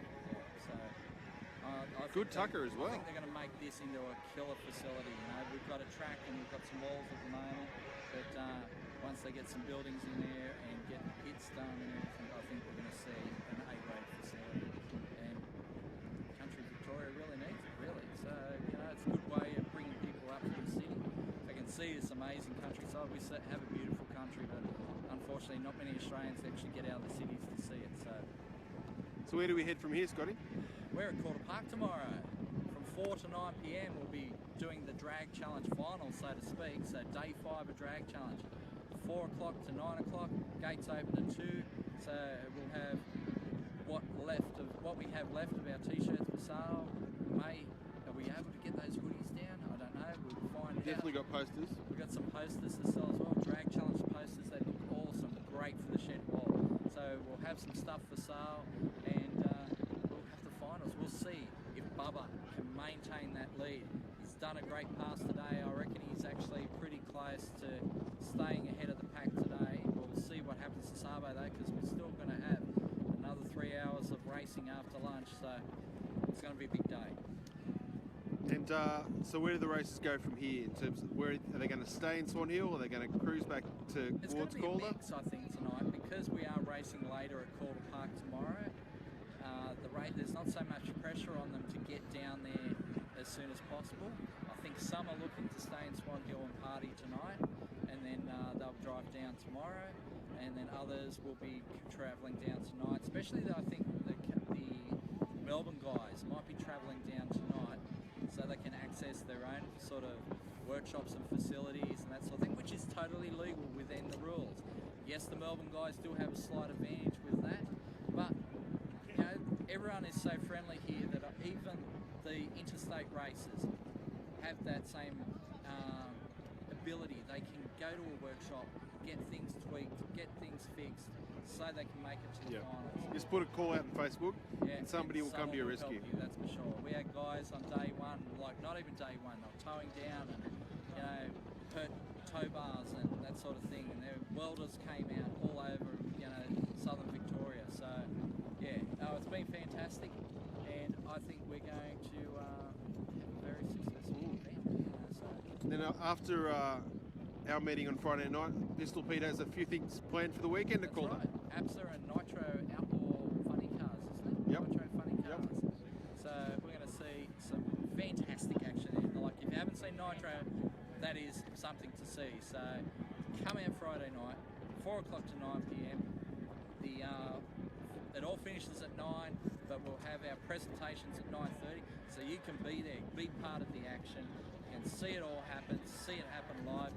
If you can't get there, we probably will be live streaming some of it anyway, but there's no guarantee that that will work properly. I don't even know what this one looks like. We don't know what quality we're streaming right now because we are out in the bush. We don't have the best of signal, so we're hoping that you're getting something out of this. If you are, give us a thumbs up and share it tell us, so other people can see it. Tell us that you're liking what we're doing. So hopefully we can do more of it. So should we sign off now and Chuck it out on. chuck Chuck it out on and see. I think we're still a bit of a ways away from getting racing again, aren't we? That's all. Yeah. It's 11:21. Sorry, 1:21. We've got some lunch to happen as well. See the gap in the So I don't know, would you like to get something in? That's what we're Yeah, I think it's probably time we signed off. All right, well, let's throw an ad on and see what we can do. Sorry, guys, I'll do the transfer. And let's find something to play. Doing a bit of track work there. Whoops, someone scrolled down on me. Sorry, I'm just talking to myself while I'm doing all this.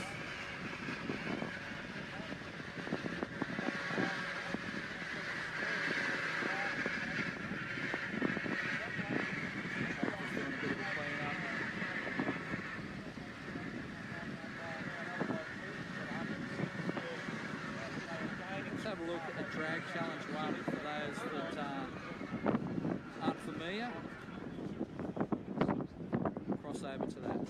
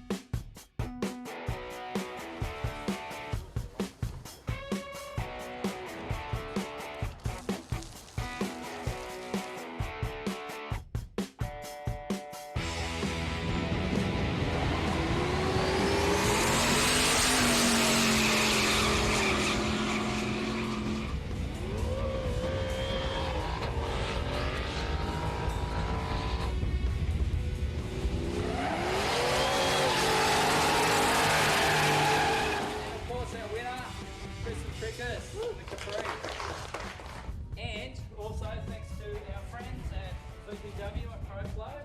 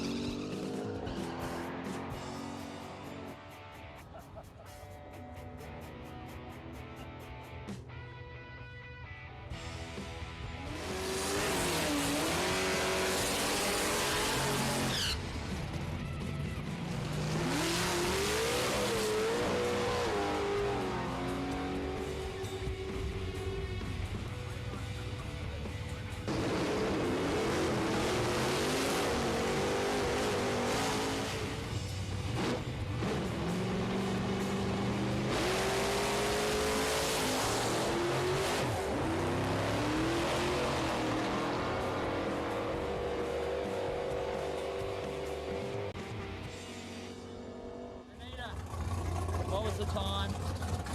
971. So close. Bad luck.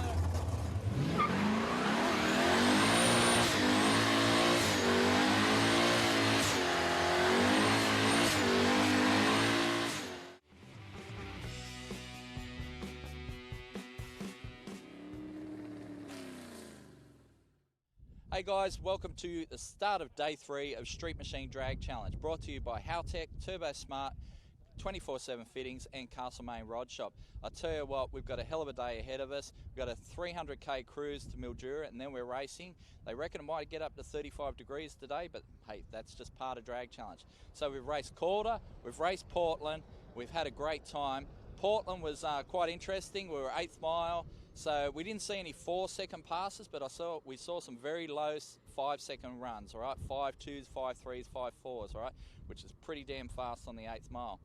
The top 3 at the moment as they stand are Terry Seng with the white VC HCT Commodore. Then you've got Quinton with the twin turbo pink Tirana.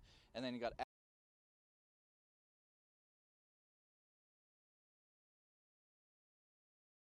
changed it all today. It's still up for grabs. Terry's got a bit of space ahead of him, behind him, but yeah, you know, anything can happen. We've still got 3 days of racing to go. Anyway, let's see day 2's action.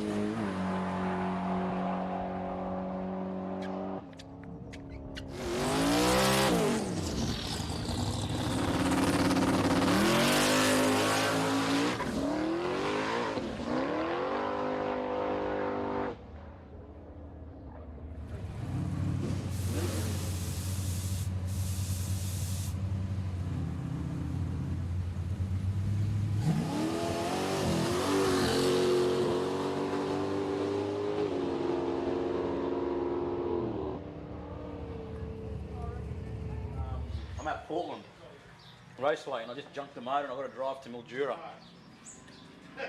So I'm looking for a deal. Can you help us out? We'll put your name in Street Machine. Maybe that plate, maybe we take this off. That's probably had a fuel pump on it. Ready? Go maybe a bit higher, but yeah, go. Wait, go till we get there, you're right.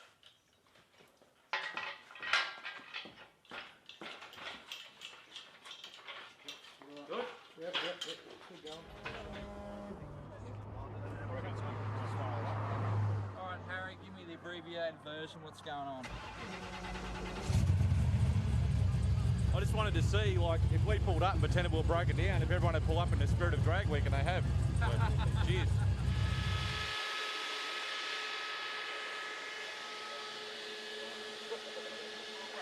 Can you please give me some more oil pressure?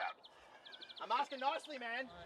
All right, Bubba, so what's the deal, mate? No bonnet? No bonnet's getting a little bit warm. Yeah.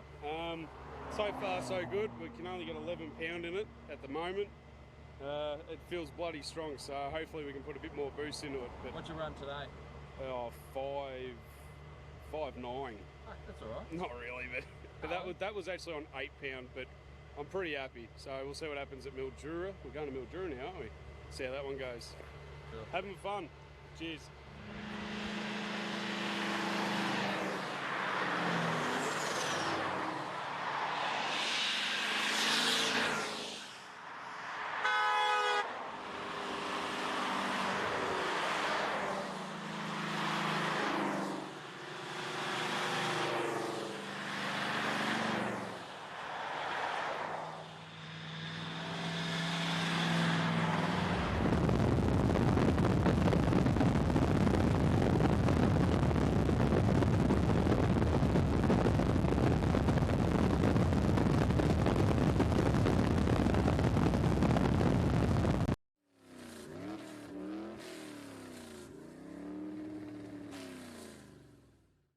Hey guys, welcome to the start of day 3 of Street Machine Drag Challenge, brought to you by Haltech, Turbo Smart, 24/7 Fittings and Castlemaine Rod Shop. I tell you what, we've got a hell of a day ahead of us. We've got a 300k cruise to Mildura and then we're racing. They reckon it might get up to 35 degrees today, but hey, that's just part of Drag Challenge. So we've raced Calder, we've raced Portland, we've had a great time. Portland was quite interesting. We were 8th mile, so we didn't see any 4-second passes, but we saw some very low 5-second runs, all right? 5.2s, 5.3s, 5.4s, all right? Which is pretty damn fast on the 8th mile. The top 3 at the moment as they stand are Terry Sang with the white VC HDT Commodore, then you've got Quinton with the twin turbo pink Tirana, and then you've got Adam Rogash with the Club Sport, that beautiful no-show. All right, so we're going to see if those positions change at all today. It's still up for grabs. Terry's got a bit of space ahead of him, behind him, but yeah, you know, anything can happen. We've still got 3 days of racing to go. Anyway, let's see day 2's action.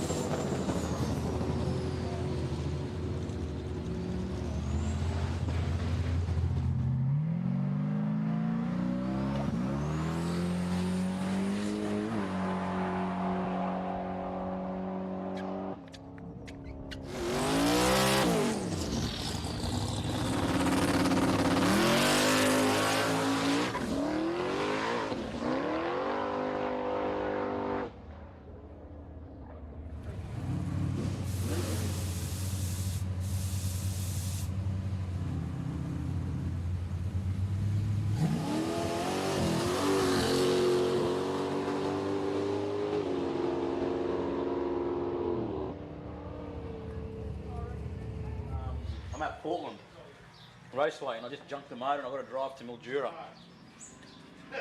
So I'm looking for a deal. Can you help us out? We'll put your name in Street Machine. Maybe that plate, maybe we take this off. That's probably had a fuel pump on it. Go maybe a bit higher, but yeah, go. Go till we get there, you're right.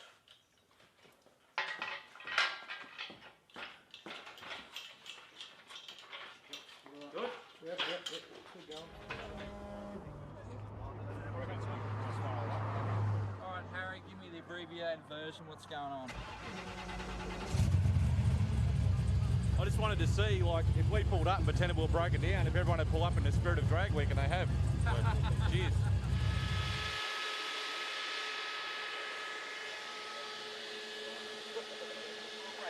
Can you please give me some more oil pressure? I'm asking nicely, man. Alright, Bubba, so what's the deal, mate? No bonnet? No bonnet's getting a little bit warm. Yeah. So far so good. We can only get 11 pound in it at the moment. It feels bloody strong, so hopefully we can put a bit more boost into it. But What'd you run today? 5.9. That's alright. Not really, but that was actually on 8 pound. But I'm pretty happy. So we'll see what happens at Mildura. We're going to Mildura now, aren't we? See how that one goes. Sure. Having fun. Cheers.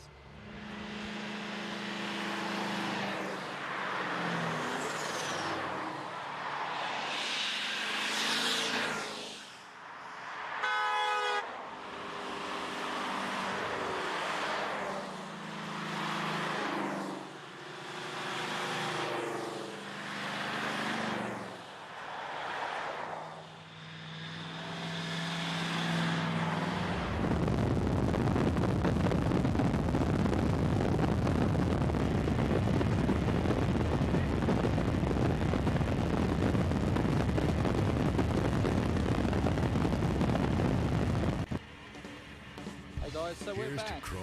Feeling This kind sorry of chrome, about playing that kind of chrome. footage from Chrome last year's here, drag challenge chrome twice. there, chrome by the Dealing inch, with some operational chrome by the matters, yard. and Now there's a we're unique sprayable quick polish to clean and protect any chrome ready to surface with run. ease. So, Mother's California pretty Gold impressed that All we've still got the Chrome. live stream Just actually spray, happening for you, and wipe, I hope you guys and are buff your enjoying way it. to a We've had a bit brilliant of a glance. shine. It looks pretty good, so we're very happy with All that. Chrome from Mother's. And yeah. Here's to chrome. This kind of chrome, that kind of chrome. Chrome here, chrome there, chrome by the inch, chrome by the yard. Now there's a unique sprayable quick polish to clean and protect any chrome surface with ease. Mother's California Gold All Chrome. Just spray, wipe, and buff your way to a brilliant shine. So the one tonner, Jared All Woods Chrome is probably from Mother's. the quickest of the cars today. We're in 83. The Bubba's down there with 86,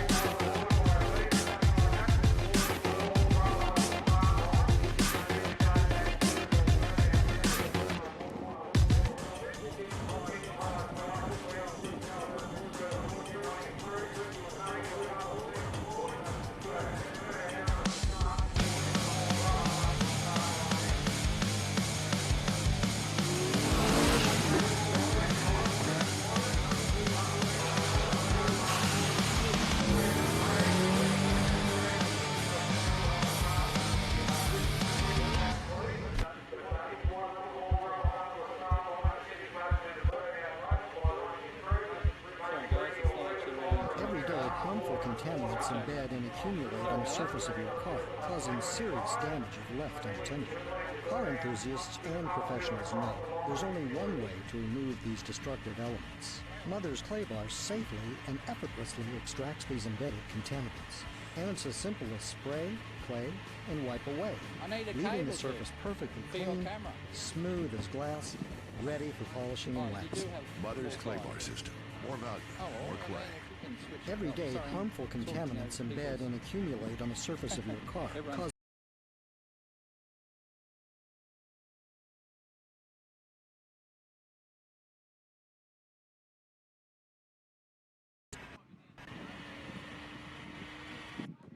Sorry about that, guys. Again, just looking at ways of keeping our live stream live and working for you. Hope you're enjoying the action.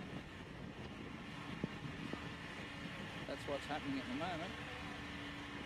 Precisely bugger all, but they are saying we're pretty close to running.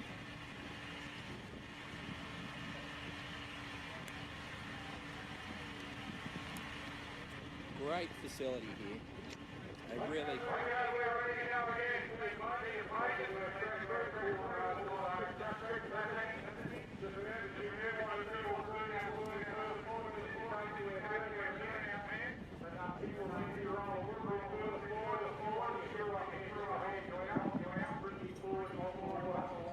Two hours of live streaming. I hope you guys have enjoyed it. I hope it's worked really well for you.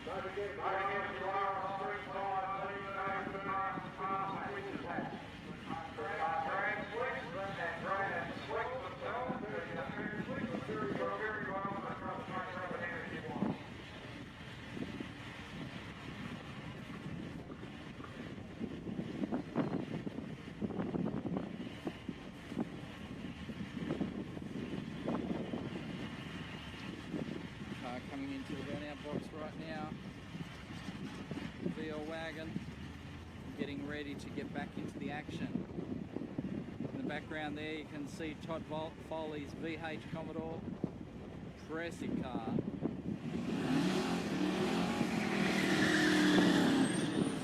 Actually they've all been very impressive. Make sure we got all our microphones on. Sorry about the camera shake.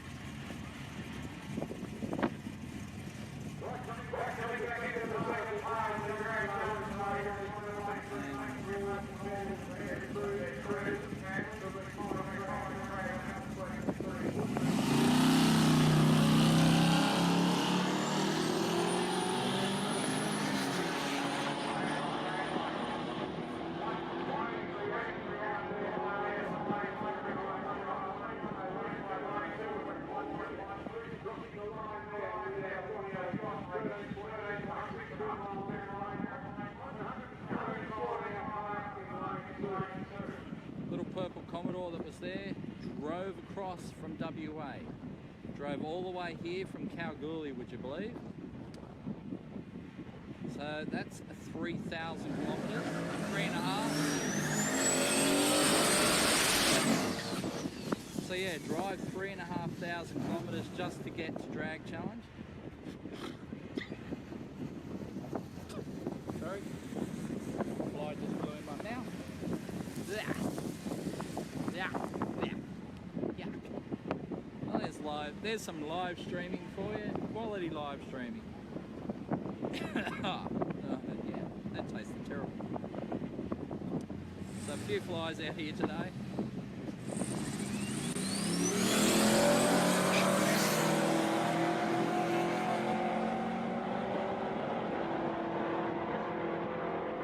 Commodore's going. 10-0. Not quite. The boys were hoping for another 9.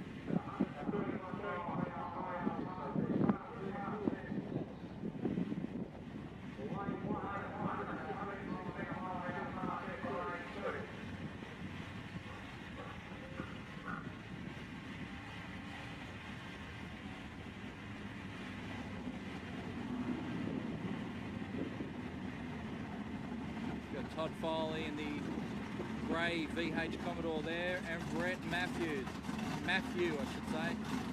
There's only one of him.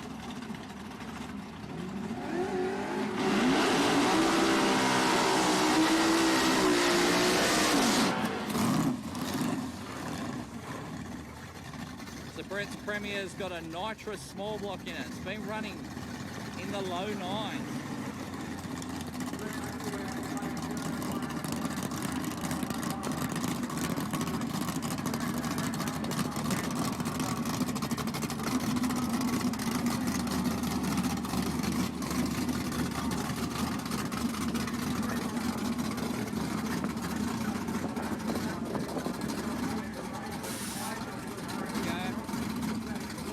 Nitrous bird.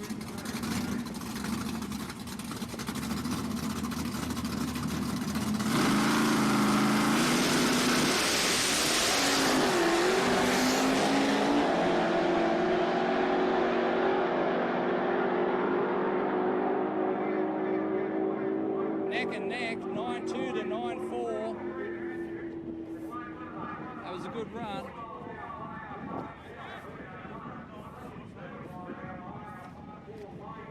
Bit of quality brooming action.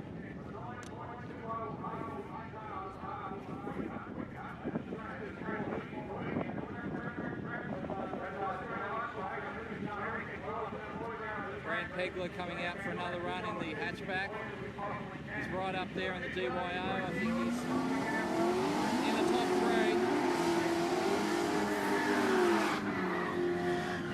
Yeah, I believe he's in the top three. And as such, he's right up there. So obviously he hasn't found his time yet. They've got to run consistently in the DYO class across 5 tracks. It is harder than it sounds.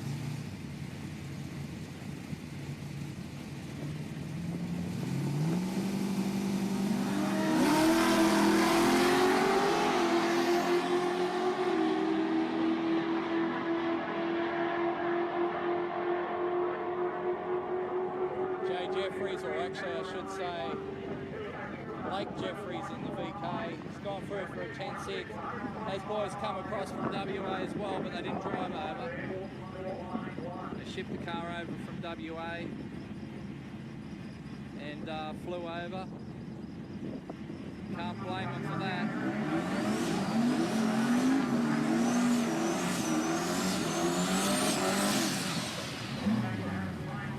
One of the MPW cars.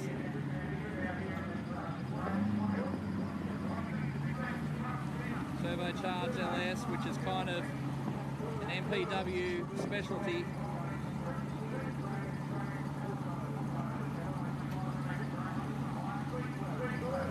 In the other lane, Dusty Benson in the Grandpa Spec Commodore.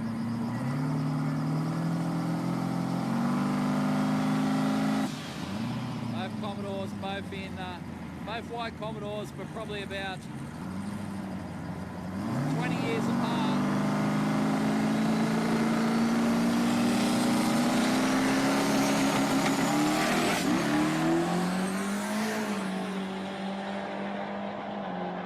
Dusty's definitely going to show him the way home. 10.08, 10.8 for Dusty, 9.1 for this lane. I think that is the fastest.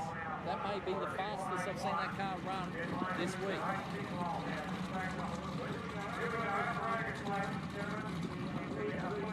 Here's our second place holder. Right now, second after day 3.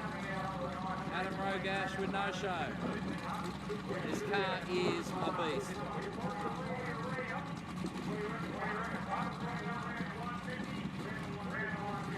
The car has gone 799 at 172 mile an hour. I think it's actually run higher mile an hour than that, but definitely ran 799 at 172. That car, it has the potential to win this, there's no doubt about it. Just needs to put the power down. But they've got to get...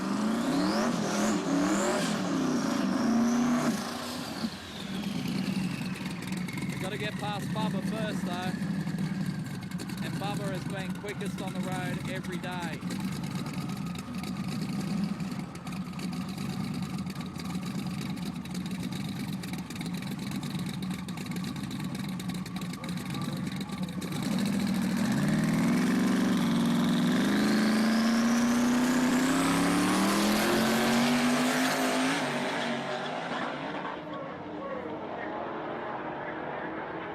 Shape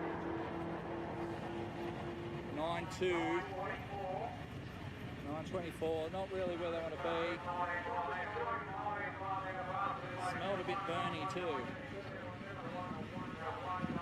Definitely a burning smell from that car. I believe it actually, someone said to me that it might have actually had a fire incident out on the road, so I'll have to check out on that one.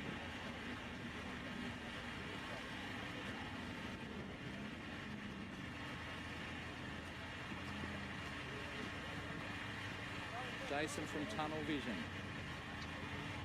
XD Falcon. And look at this car. Now these boys have thrashed on this car to get it ready. And I mean thrashed. Jason rang me the other day and said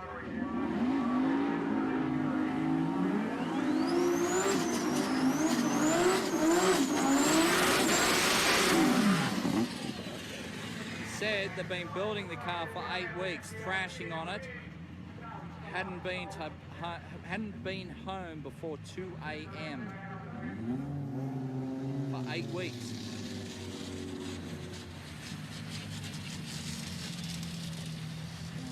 That doesn't sound like good noise, but the car has been awesome. Running some good numbers. Gets better every day. I mean, look at those, the gold snowflakes. How awesome is that? Had a set widened for the rear. Got some 275s on there. There is a barrow motor in this car.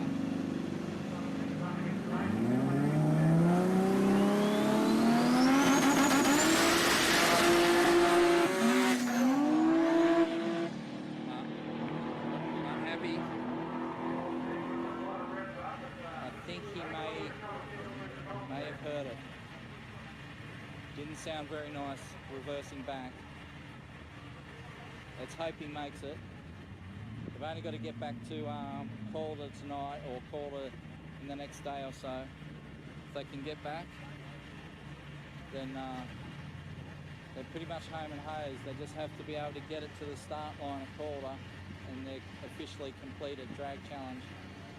So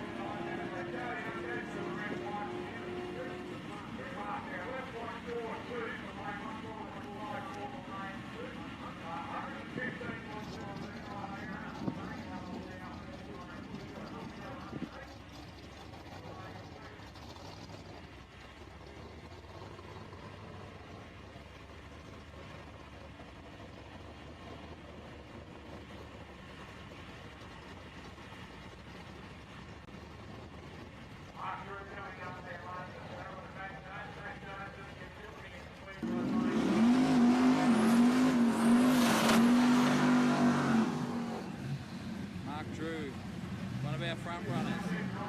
Currently third, but only just. He's right up there. He is 100th behind second place. 100th of a second. And he's been running really well today, so there's every chance he can come second place today.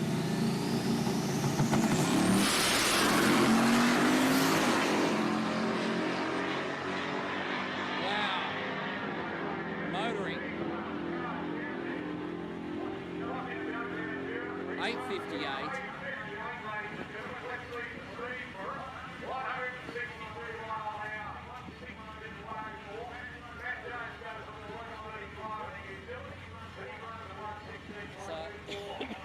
Sorry, good run there from Mark Drew. I reckon there's every chance he could jump up into second position after today.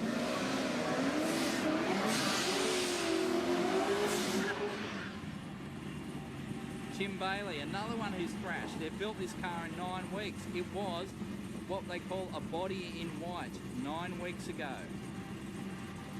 Timmy had a fairly spectacular crash down Tasmania, the Longford Revival, where he stuck it into someone's garage during a sprint event.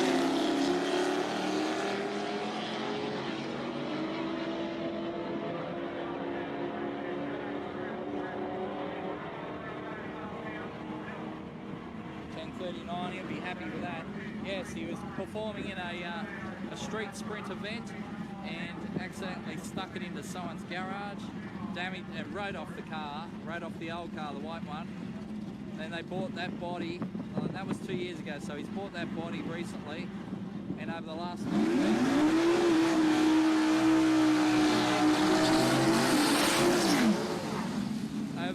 9 weeks, they've built that ute up into what you see now today, which is a pro-charged LS combo.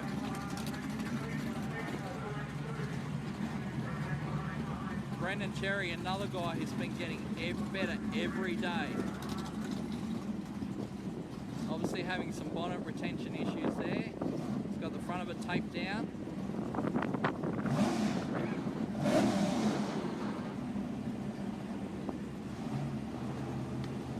I believe they went 870 earlier. Darryl Elliott in the other lane.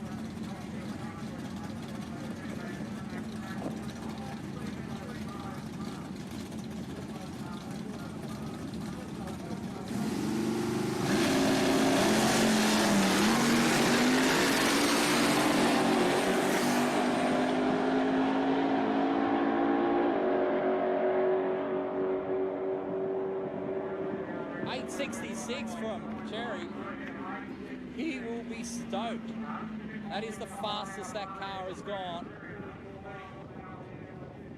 And then Darryl Elliott, 10-1 in the other lane. Like 10-1 is probably Darryl's best run of the week as well. So 2 PBs there. Yep. Starting to see some rubber on this surface. Traction is there. Boys are running PBs. Got to be happy with that. The staff are pretty happy here at Swan Hill Dragway.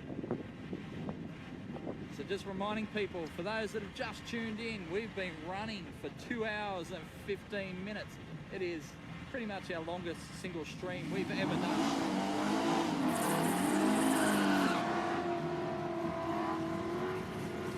So if you've just tuned in, we are at Swan Hill Dragway in Victoria, in Australia.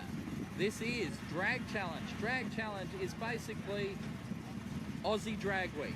That is the simplest way to explain it. If you've heard of Drag Week, if you know what Drag Week is about, Drag Challenge is basically the same, slightly different rules, slightly different classes. But in Australia, 5 tracks, 5 days, 1,500 Ks, brought to you by Haltech, Turbo Smart, Earl's Performance Products, Mothers, and Tough Mounts. Little Gemini here at the line. It's got a small block Chev in it. It's a lot of motor for a little car. Alicia Teal in the other lane. It's a lot of car for a little lady.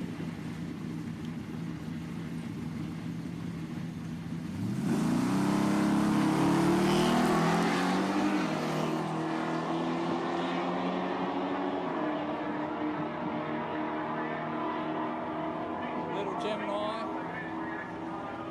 11.6 versus 11.99 for Alicia Teal.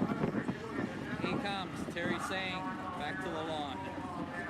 Terry's come down all the way from Queensland.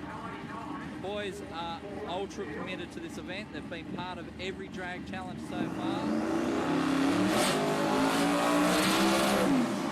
And they've been a little bit unlucky in every one. The car is a beast. Car has run 7.4 at over 180 mile an hour. It is a very fast machine. We've seen it go 780 on Drag Challenge last year, but it hasn't managed to put down a 7 this week.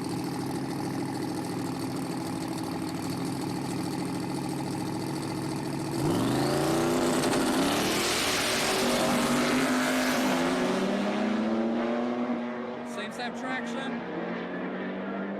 It's all the way through. 850. That's what they want to see.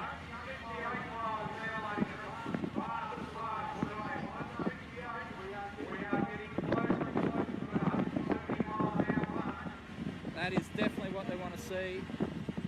Boys and girls, there's 5 of them travelling in that car, would you believe? 5 people in the car.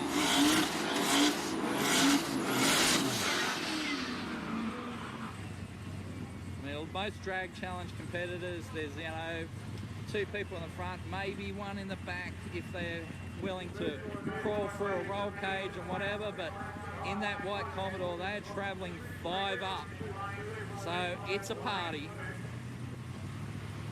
Jesse Boothroyd with a crusty Kingswood. This thing is awesome.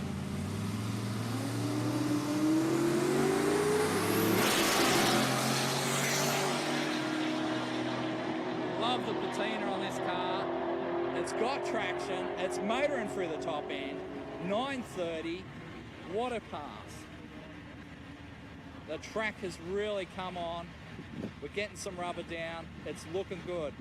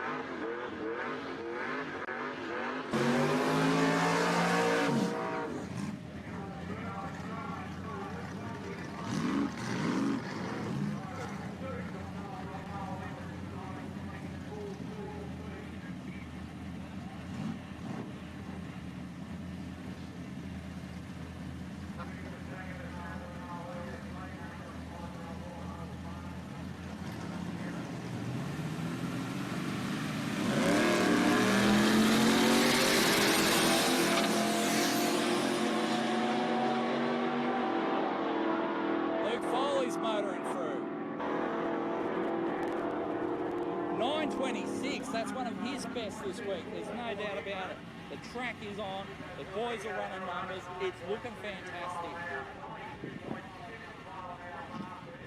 The car has gone 8s with an old combo, but this week it's running an alloy block combo.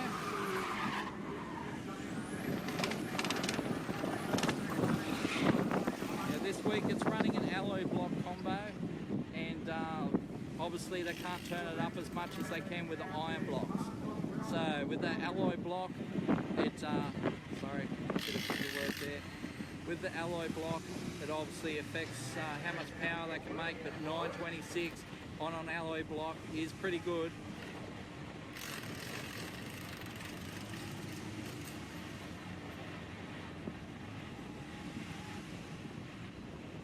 Here we got Kim Smith, another lady who's been doing the trip solo. She's got, this is her Maloo. It's a 6-speed. It's supercharged.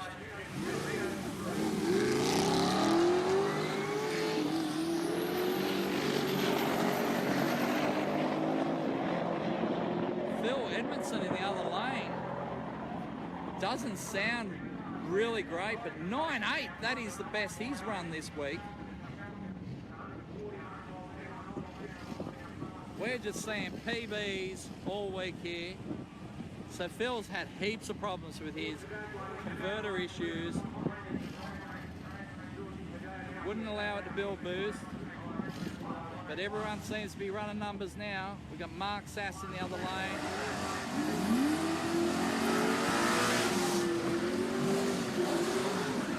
George Haddad in this lane.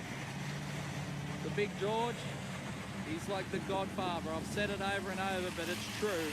He is the godfather of pro street racing in Australia. The man has had some serious combos. This is obviously one of his milder cars. This car used to have a single turbo setup, used to run 8s. Now it's got a natural aspirated combo. It's back into the low 10s. Super nice guy, talented engine builder.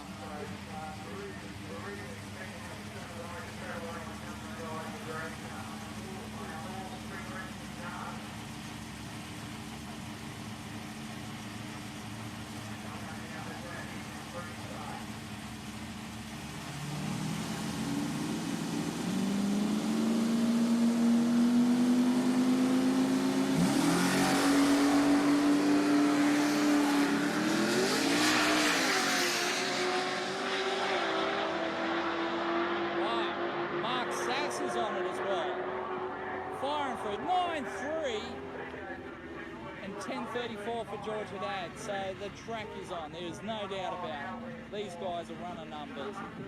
Swan Hill Dragway has come out to play, first time out. This is the first time anyone has raced at this facility. We are the first event to be at this facility. How amazing is that? Drag Challenge.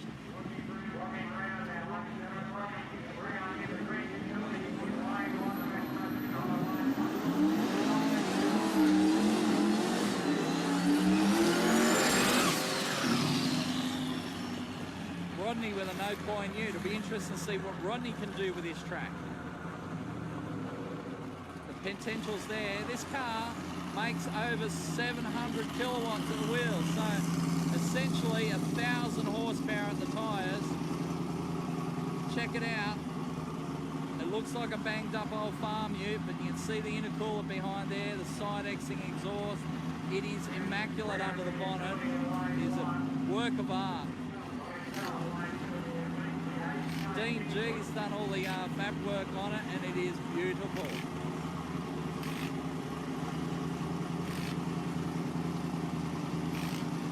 But they've struggled for traction this week.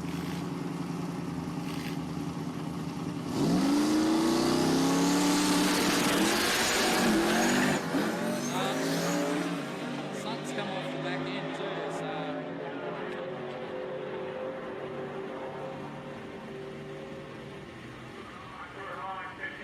958 knots.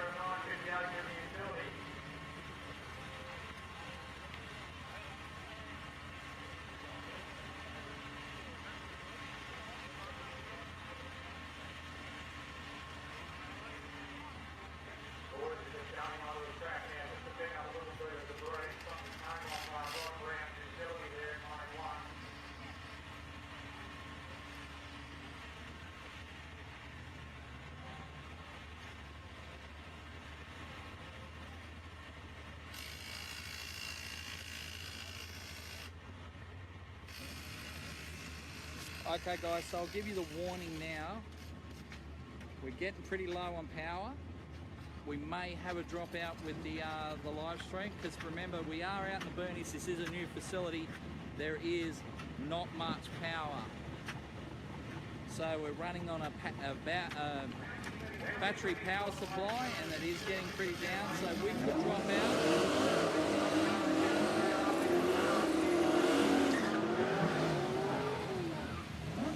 Certainly hope we won't, but if we do, you know what happened. But I think you've all enjoyed this stream today from Swan Hill. It's been fantastic. You can hear that beep. It's the power supply telling us it's getting low. So I'll move away from it a little bit.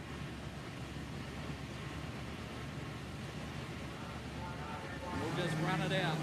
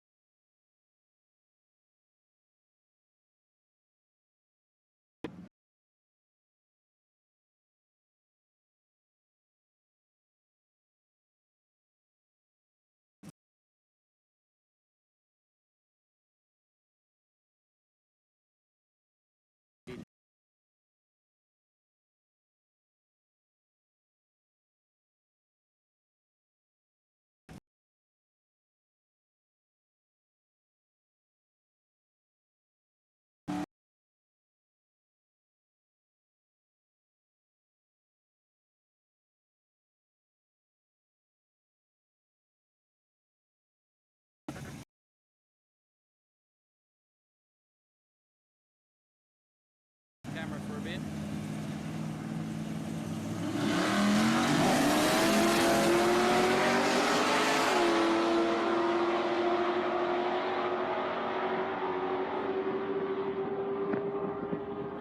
Firing through the top end.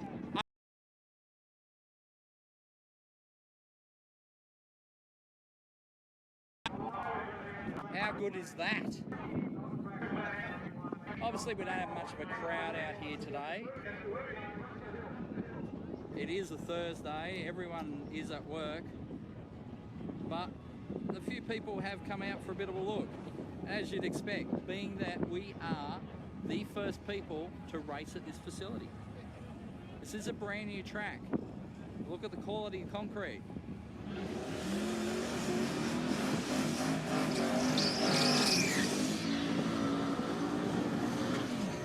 I believe they have had some government assistance in financing this track. Well worthy cause. You know, the local council's got behind them. The state government, I believe, has chipped in as well. I'm sorry if that's not the fact, but if it isn't, they bloody should be, because this sort of thing is what brings people to country Victoria. There's a lot of land out here. Why not build some drag strips, you know? Get people coming to the towns. I'll tell you what, Drag Challenge has brought a lot of people to country Victoria.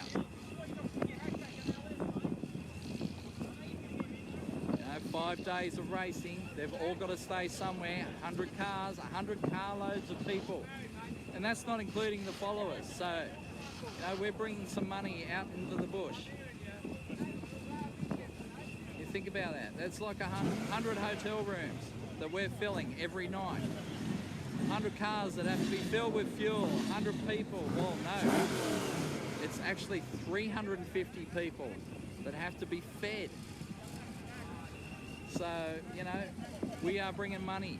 We are a little economic stimulus package for rural Victoria this year. Next year, we'll see what we do. There is talk of maybe going to Adelaide. That would be cool. But if we do, we'll probably swing in through rural Victoria again, because they have the racetracks down here and they're awesome. So for those of you that have tuned in, we are at Street Machine Drag Challenge. Street Machine Drag Challenge is like Aussie Drag Week, basically. That's the best way to describe it. We've seen how awesome Hot Rod Drag Week is, and we've patterned our event basically off theirs. Different rules, certainly different types of cars, but we've made it towards the Aussie conditions. We do 5 tracks, 5 days, 1,500 kilometres, and it's awesome.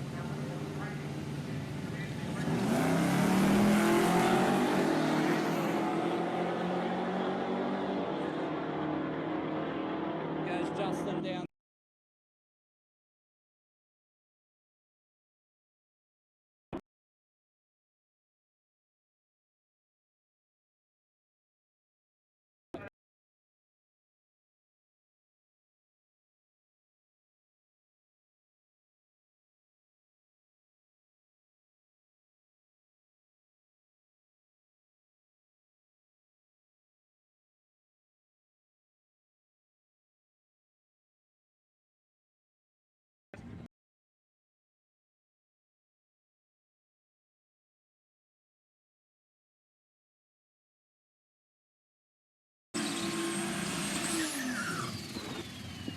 Matt Lampard, another Turbo Kingswood.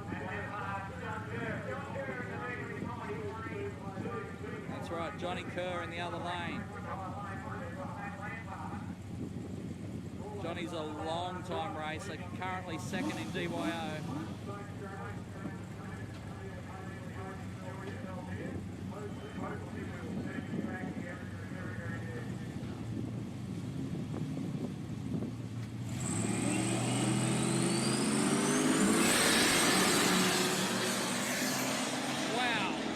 Most aggressive I've ever seen that car launch. What's it gonna do? 985, he'll be stoked.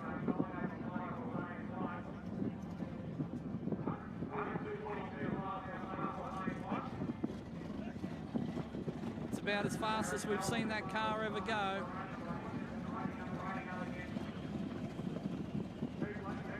So guys, I hope you're really enjoying our live feed today. It is the longest one we've done so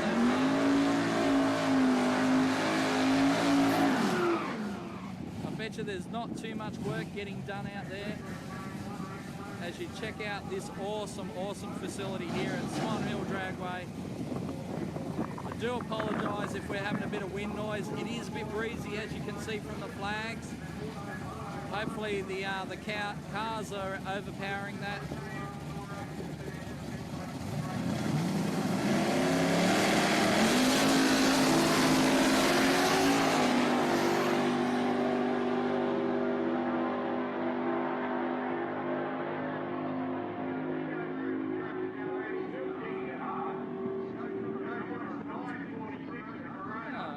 Forgot to put our watermark on this. Oh, let's do that.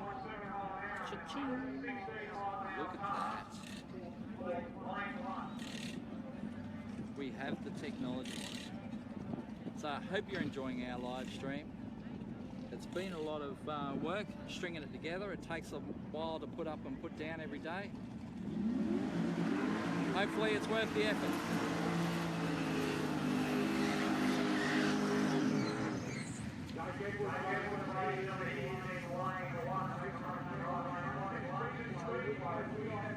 It's entered under Jake Edwards' name, but it's actually John White behind the wheel of this. Jake and John were going to use the Aussie Attack Tirana, which has been to Drag Week in the US. It's a 2JZ powered LC Tirana.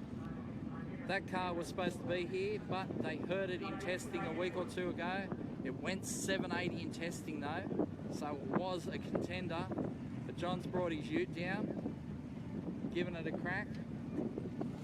Jake actually is travelling with his son Max.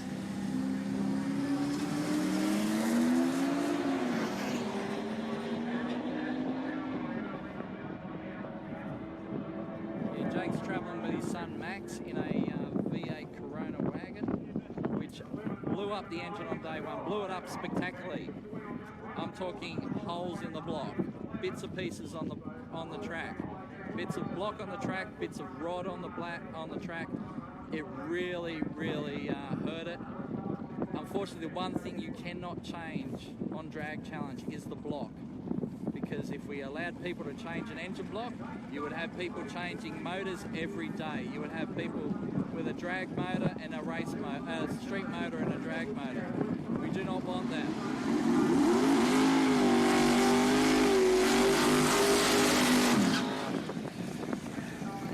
So there's Jared Wood in the tonner. You see him, he's just sort of appearing in the edge of the frame there.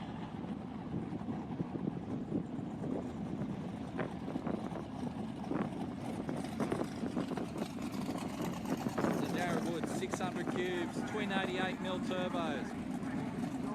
He's run 830 twice.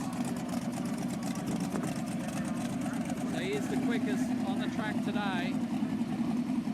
They've struggled putting power down on this thing all week.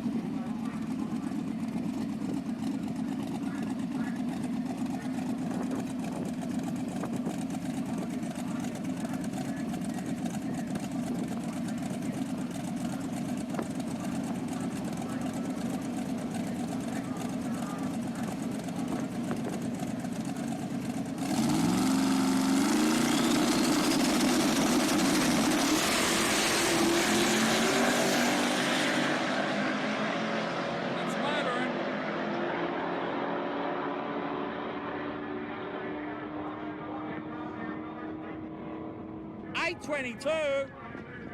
That is the quickest run today. 171. That's the fastest mile an hour, quickest time.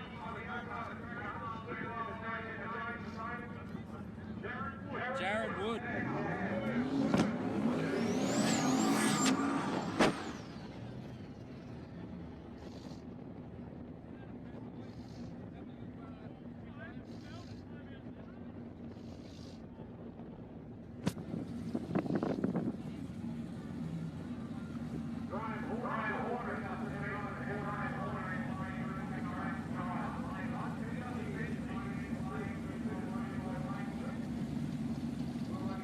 There you go, Jared Wood has put it out there, 822.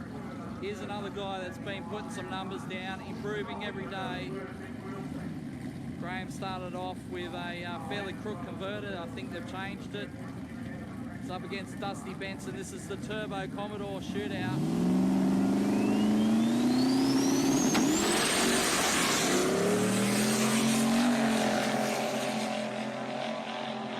Graham's powering through the top end. This is going to be fast. 886. Boys are happy.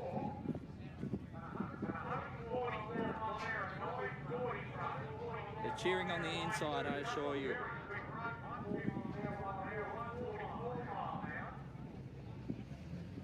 It's all happening here. So really getting low on our battery now. I've tried plugging in another power supply and it's not really working for us. So, oops, sorry. Can't believe the camera dip there. Let me just change views for a sec.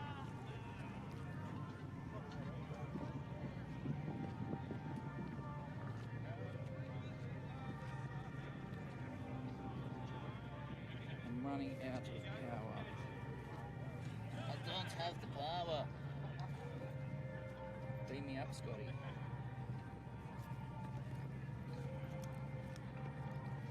Alright, let's try this one.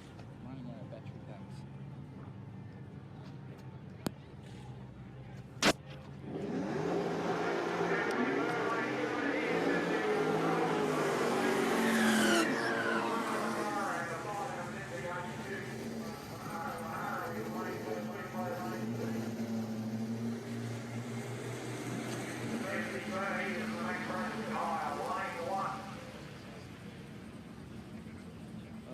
See how we go with this one. As I said, if we drop out, you know what happens.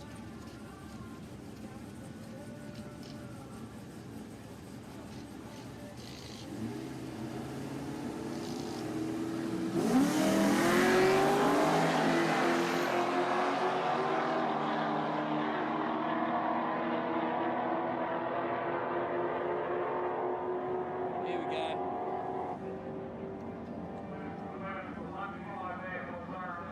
Elvio Gonzalez.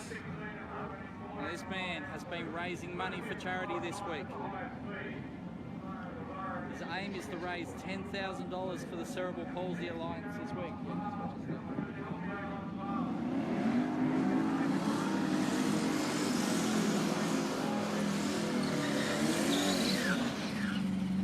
So it's got a turbo in the back of this thing. It's got a what's it got? 16B engine, I think it is. It's called. It's a 376 cube LS with a turbo. Turbo's in the boot.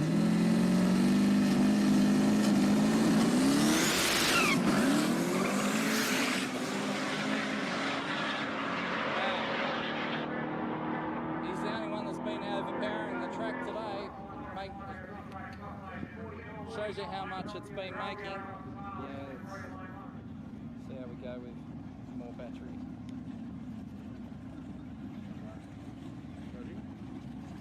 Well, do you have to push a button on that? Yeah. Where's the other one?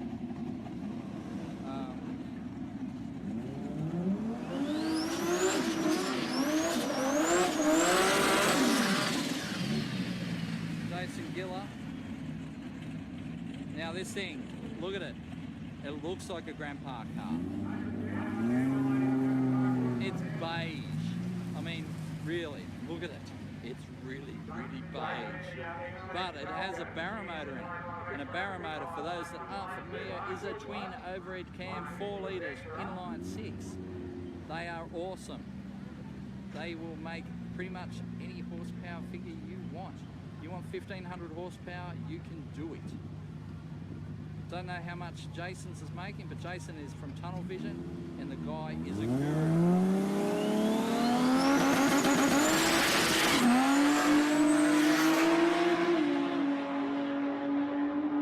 Look at it, power through the top end. 939. It's not bad. Boys will be reasonably happy with that.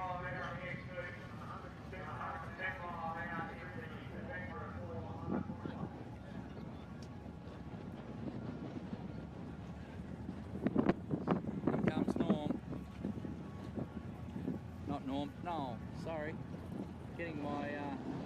old hot rodders mixed up. Noel Inman with a tall T. Again, awesome machine. This guy's been racing for at least 3 decades.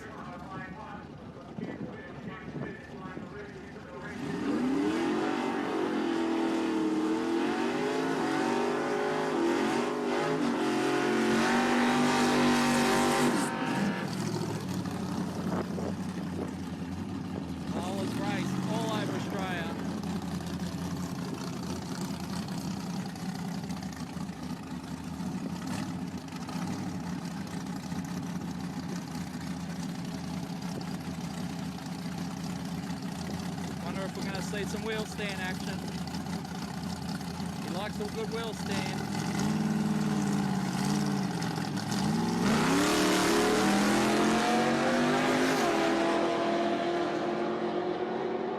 Kept it tame for us that time.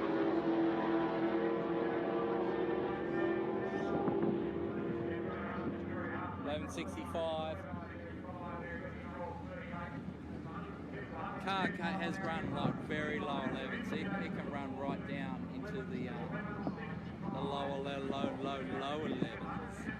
It has to actually be careful not to break into the 10s, because if it breaks into the 10s, it's roll cage time.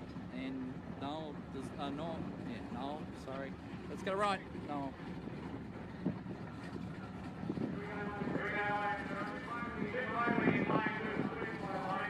Noel doesn't want to put a roll cage in that car. So, Bubba's out. Bubba's back.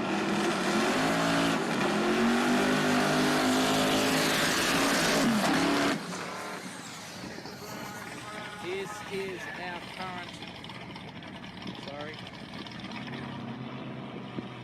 current leader. Just want to switch wheels for a minute while I check on something.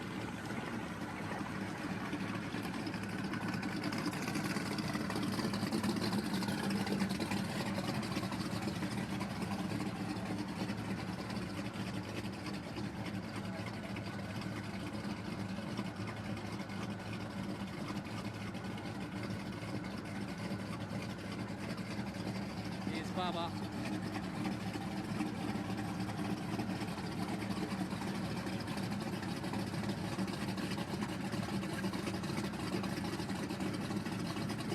Is our current leader.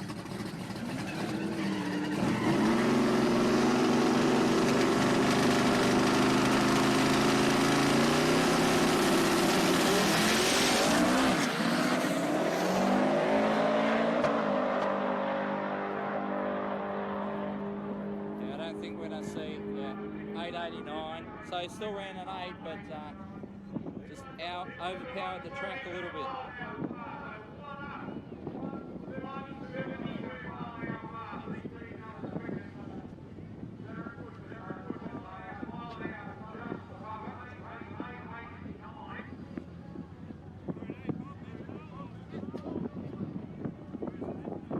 So we might have a bit of fluid on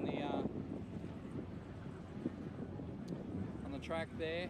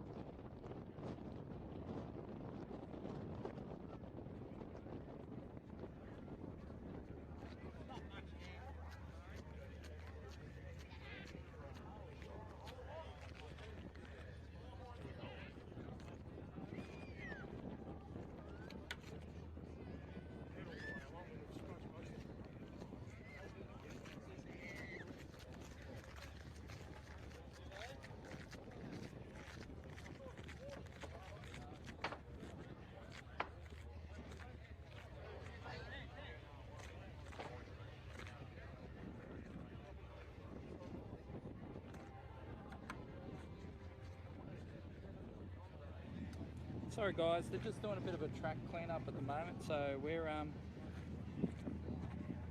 just in a holding pattern at the moment. So I'll go to an ad break and we'll come back to you as soon as we can, provided we have the battery power to keep going. Okay, so stick with us and we'll see how we go. If we drop out, you know what happens. So stick with us here on Drag Challenge at Swan Hill Dragway, and it's awesome. So we'll be back soon.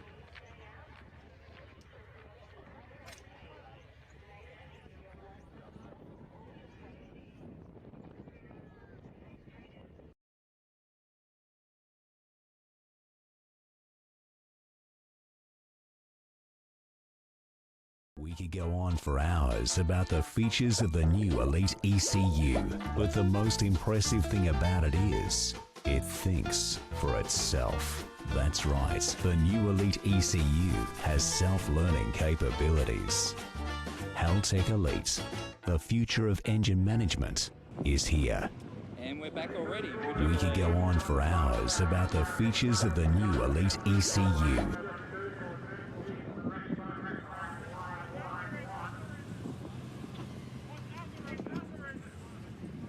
It might help a phone or something, but it won't do an iPad. Oh, it's not good enough? Yeah, it's not up to the iPad. Really? The government? I know. Yeah, disappointing. The big thing's going on? It seems to be we're still alive. It's like the cheap version.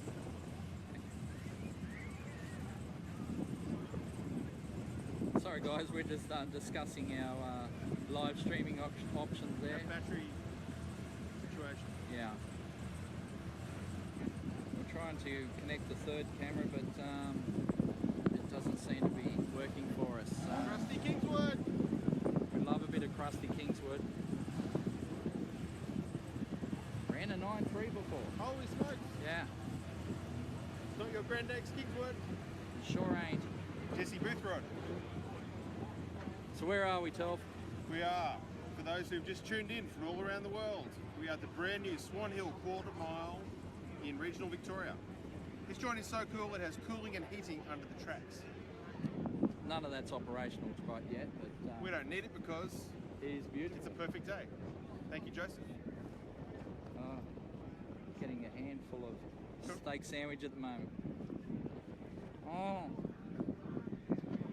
Nom, nom, nom, Oh nom. dear, we don't need that. You can eat, Noel. Put it on selfie, Noel. Yeah. Where's selfie? Oh. Actually, I don't know that we can do selfie. Oh, that's good. We don't need to see me anyway. You can show me eating. This is the first thing Scotty's had to eat all day. How is this for track food? The food at Swan Hill is outstanding. Yeah.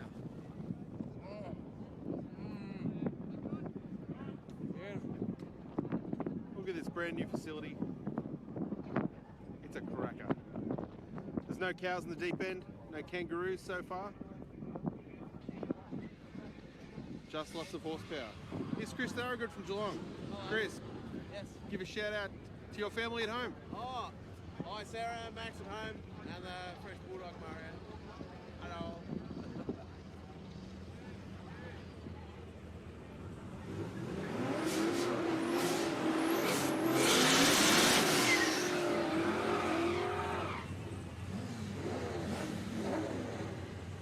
Jesse Boothrod and the Crusty Kingswood, part of the MPW crew.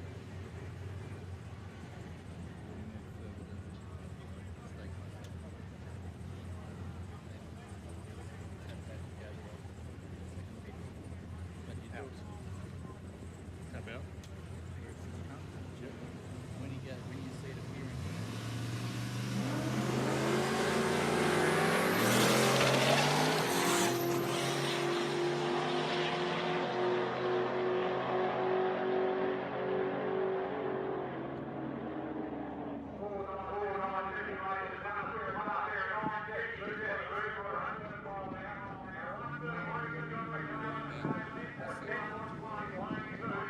Coming up, Robbie Adamo in the Mr. Q Bronco against George Haddad.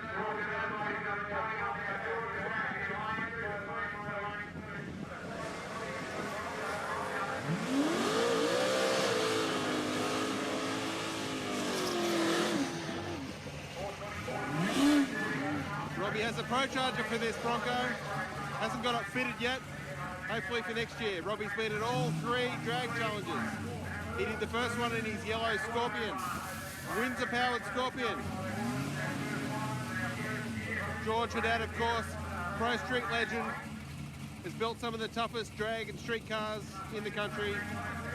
He's owned the title of Australia's fastest street car.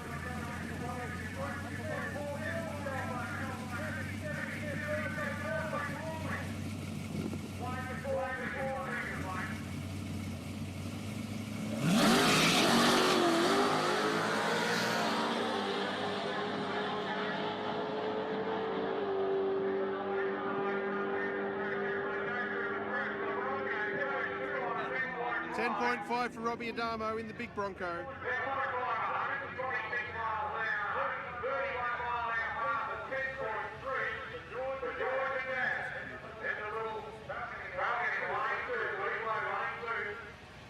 This HK wagon was leading Dial Your Own.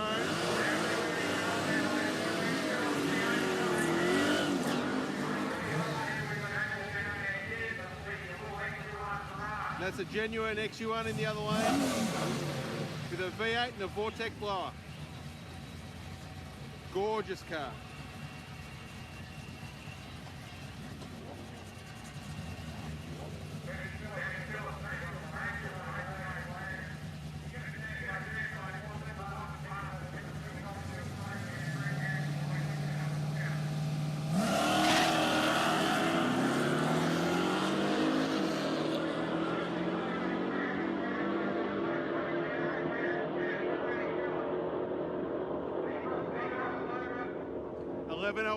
For our Dial Your Own leader.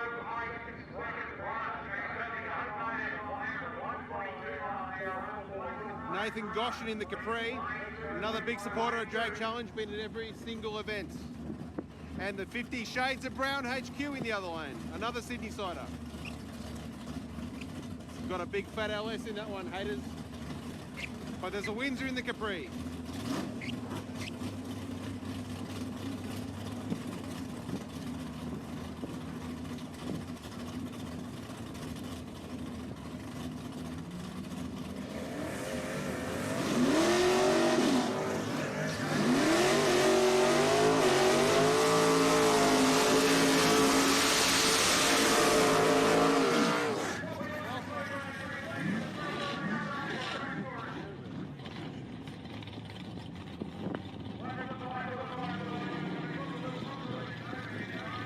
Nathan Goshen backing it up.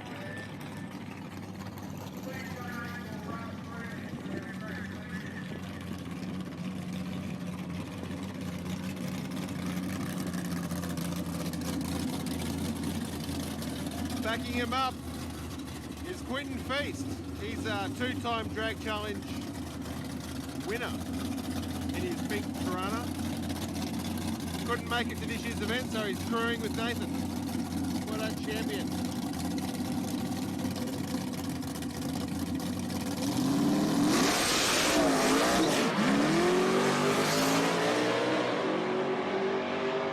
Bit of a pedal off the line there for Nate. Runs at 10, 8, 6. Quinton. How's Nathan going? Beautiful. Yeah. And how did the mates in the El Camino go last night with their conversion? Yeah, it was mostly done when I left, but I haven't seen them yet today. I don't know if they've turned up, so... We've called them a couple of times, haven't heard from them. Yeah, not sure. Tell the viewers what they plugged into that thing. They replaced a naturally aspirated small block with another naturally aspirated small block and then put a blower on it. As you do. And not so aspirated anymore. No. So the bonnet is staying behind. Or being carried in the tray. They're going to carry it back, but they're not going to be running it. It'll be on the back of the car, not the front of the car. How late were you guys up last night? I tipped in at 3:40 and they just had to bolt the blower on and then go shopping in the morning.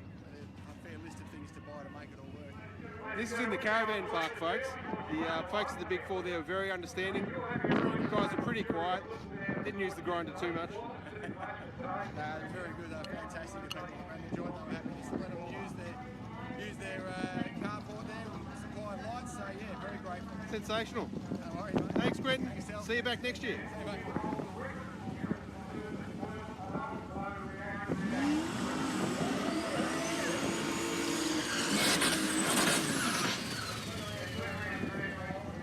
Matthew Lampard in Lumper.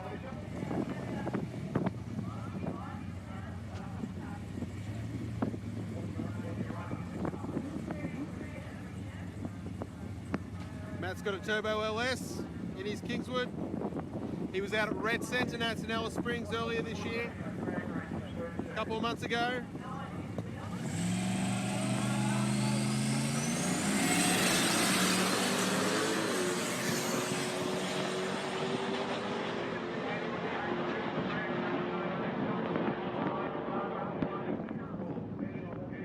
.979 from Lumper. Scotty! Scotty!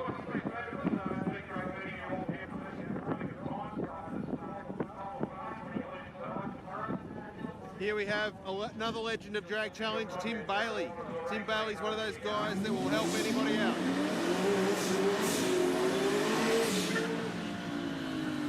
Very smart dude. If you need someone to help you with your car, he's the guy. He's just transplanted his old Pro-charged LS setup out of his old car into this silver ute. And he's got it humming.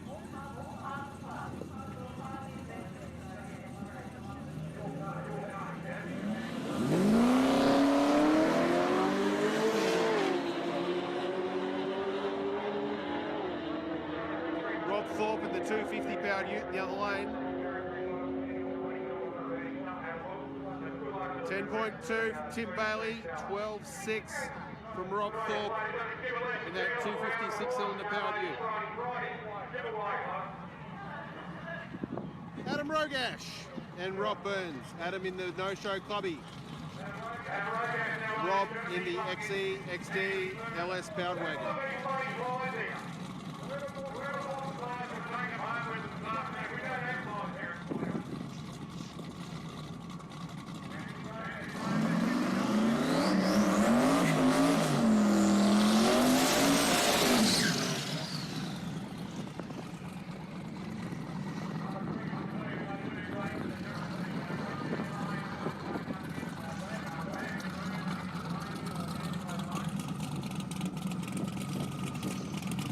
440 cubic inches of LS power. A couple of turbos stuck in behind the front bumper bar. These guys have had a ball all weekend. Ran a 7-second pass last year on Drag Challenge.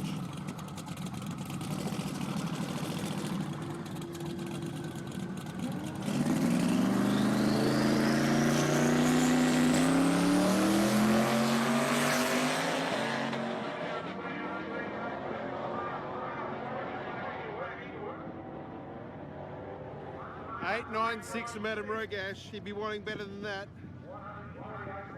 11.5 from Robin at XD wagon. It's got a silver service taxi motor in it.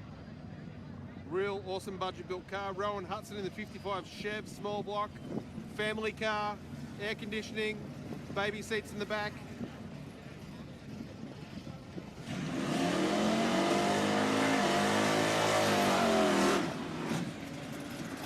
Luke Foley in the other lane, twin turbo LS.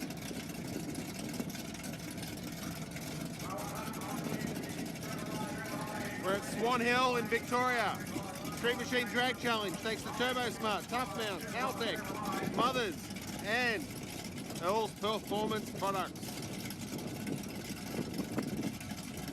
Look at that Chevy. What a street car. Having a little difficulty finding reverse.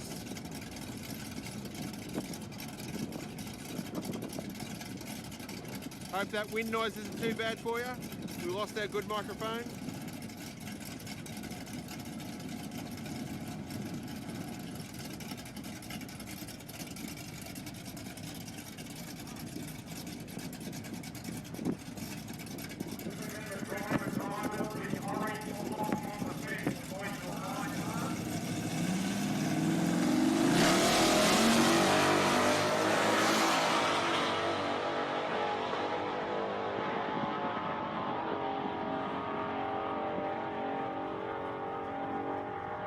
9.34 for Luke Foley.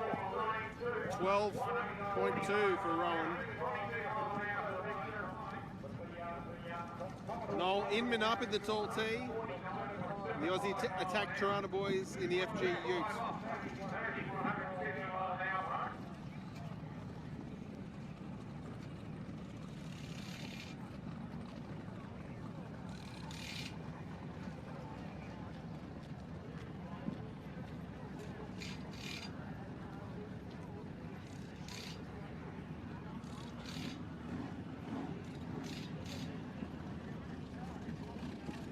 Looking good.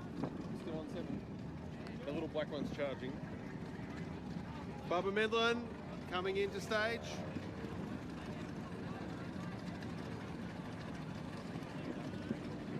Yeah, just about got the hang of it. Pretty cool. It is. Bubba Medlin, Holden Power, 370 cubes, twin turbos, water to air intercooler.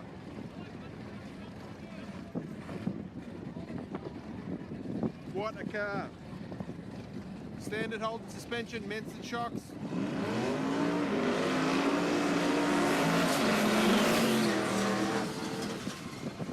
Has made over 1,000 rear wheel horsepower, but something has gone wrong. He's lost some belts. So, lost something off the serpentine there. But he's got some good numbers. They'll get it fixed and get onto Calder. Will it keep him in the lead? We'll see. There's been some fast times today. Noel Inman there in the tall T, also backing up.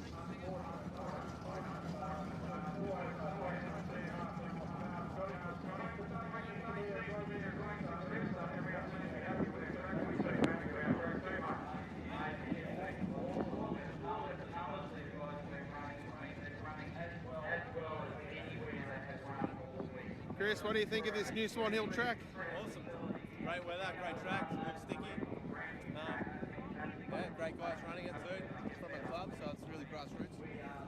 Awesome track. What's some of the good performances you've seen today? Oh man, no doubt Noel's wheel stands have been pretty good. I can't remember what Bubba ran, but he ran really good. Luke Rimmer in the Tirana, in the red Tirana, the LX. Well, LH Tirana ran a 8.8, which I think is a PB for that car as well. Stonking.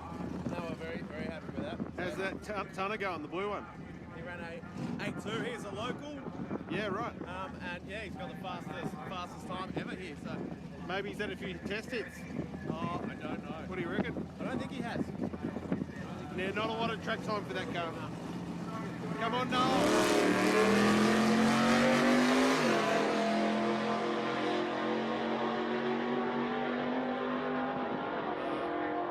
No wheel stand that time for Noel.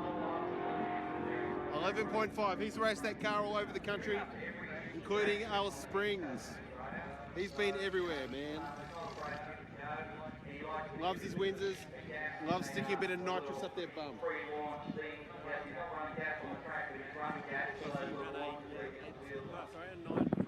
You see Booth Rod? Let's do a shout out for your website, Tappy. My website? What's streetmachine.com.au? Your website. That's my website. No, my website's tapd.com.au. Just do photo shoots for Street Machine magazine.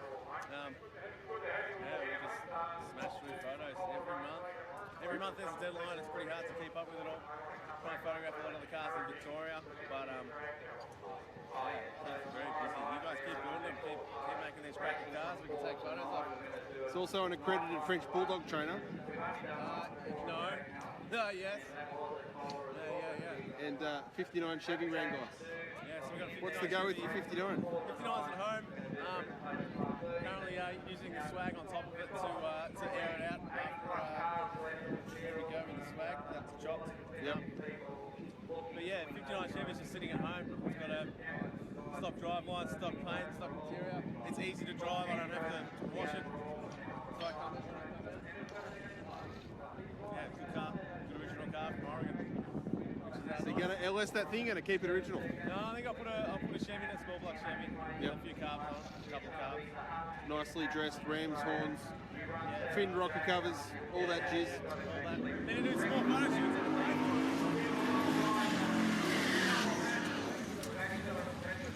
What's happened to Bubba there, Aiden? I think he's just lost his crank trigger. Okay. So, and obviously it's a whole torque power block, so I don't know how easy those All are right. to find. So they're probably not going to come back out today. Nothing terminal there.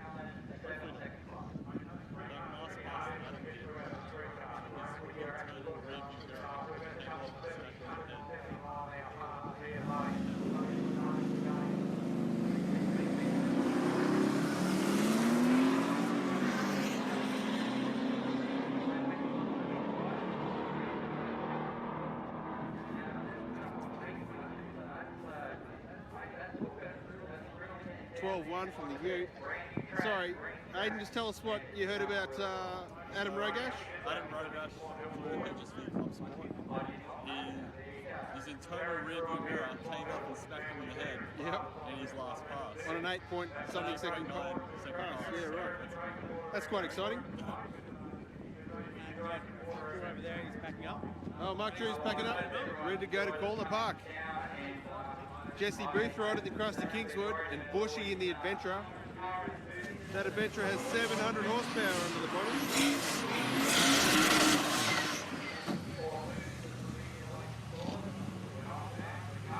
Aspirated horsepower, mind you. Jesse's running very well. Doing pass after pass.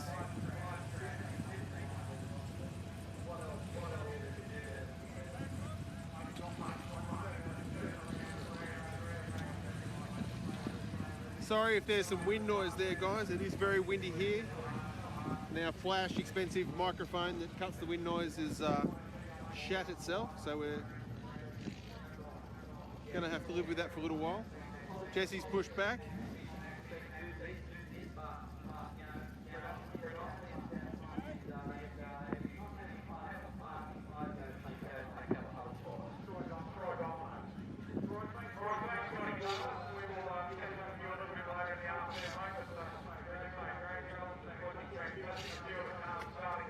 So tomorrow, if you want to come out to Calder Park Raceway, please do. Gates open at 2 p.m.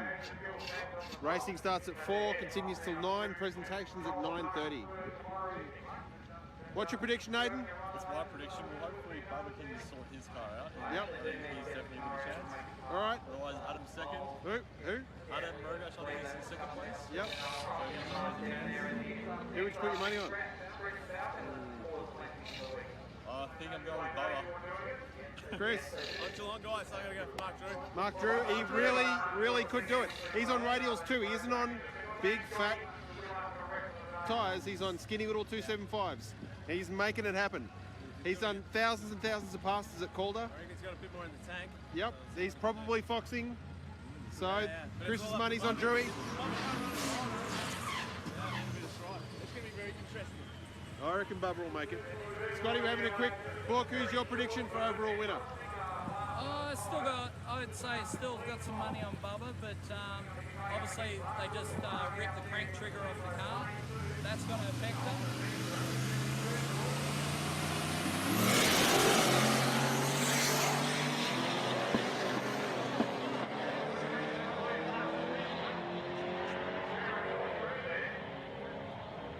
All right, so your money's on Bubba.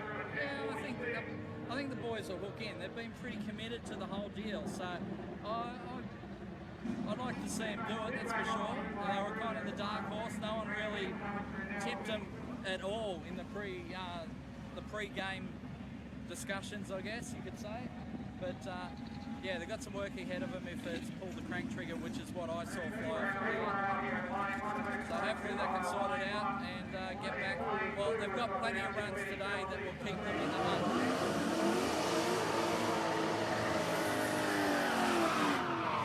Grant Pegler in the LX hatch.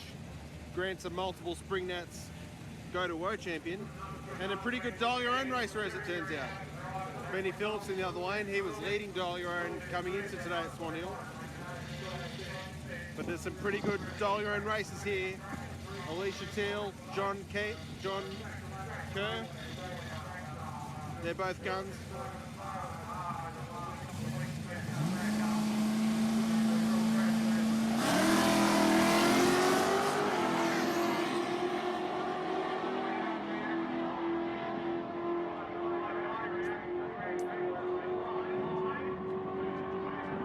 $11.4 for Grant Pegler in the Alex Hatch, $10.9 from the wagon. Brett Matthews from South Australia in the HT, very tough car. Diamond Darryl Elliott from Sydney in the 427 small block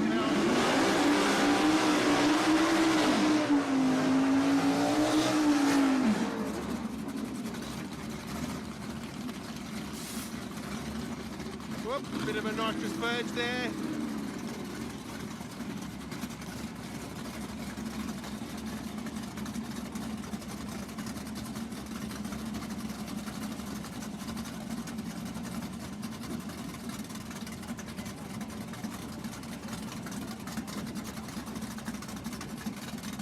Darryl K. Morgan Drag Challenge last year and the year before. Really good competitor.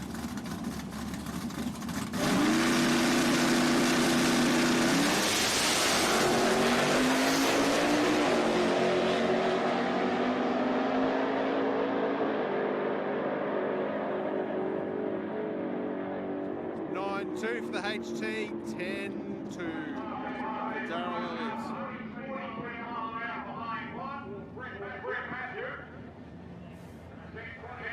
It's John Kerr, Mercury Comet Caliente. It's the same before, a real killer dial your own racer. Has lots of wins in the Nostalgia series. Drives the pants off this car. When he does tow it, he tows it with a very cool Paxton blown Mercury tow truck.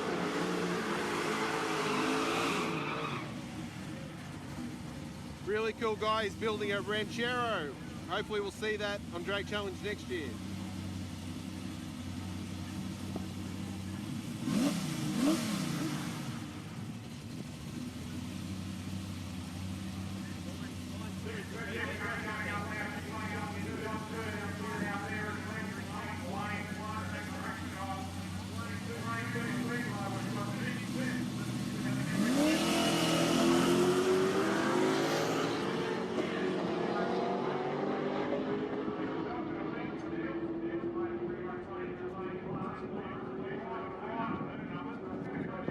$11.2. John Kerr, $12.09 for the Molu.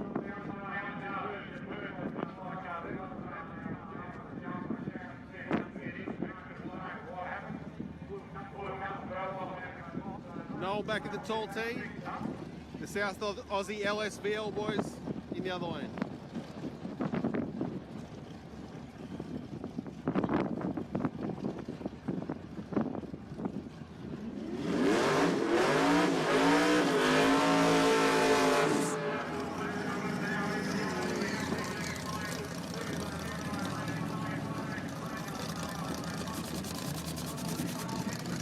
Remember, Noel drives this car.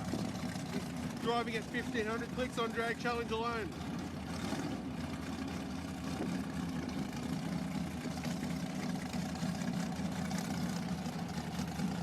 What a legend. He's the guy behind the Marsh Riders Fun Day at Heathcote Park every year.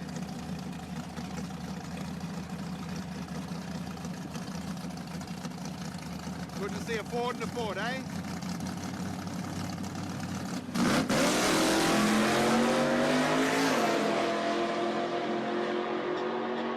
Wheelie there. Thank you, Noel. 11.48 for Noel.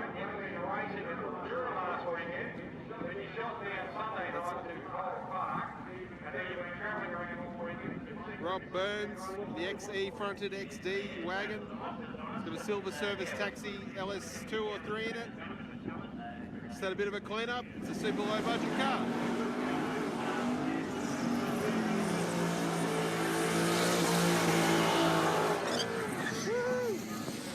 Centurion the other lane, also running an LS.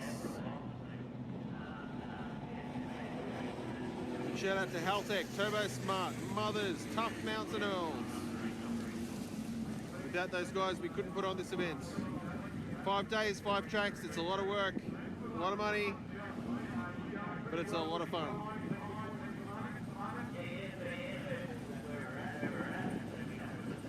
He's a stirrer, Rob.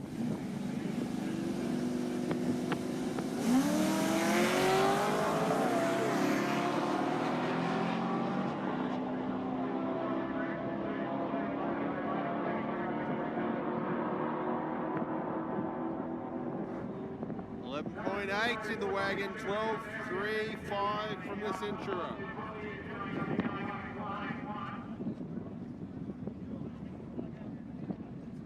Coming up, Jared Woods, 1 tonner.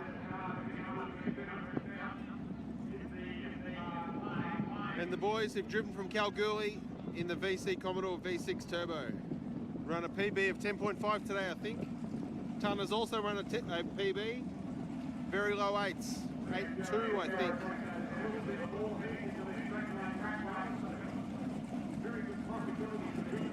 Massive cubes, massive turbos.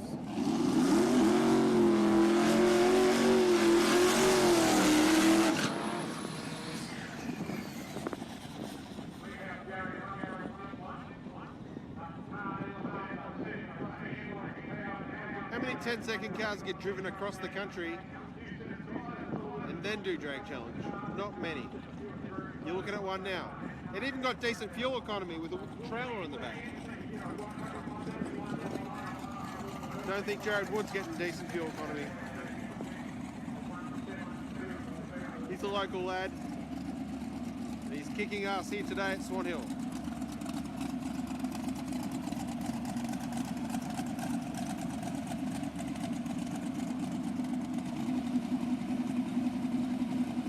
Had a lot of tough one-tonners on the scene over the years. Chris Hollingworth's C&V Performance. Here's another one for the Hall of Fame.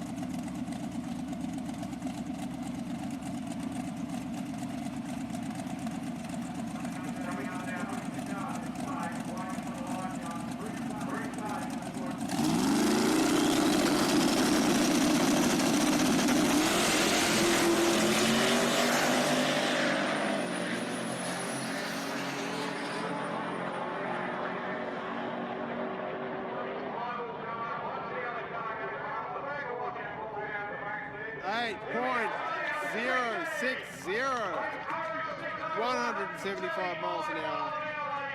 Wow, Jared Wood.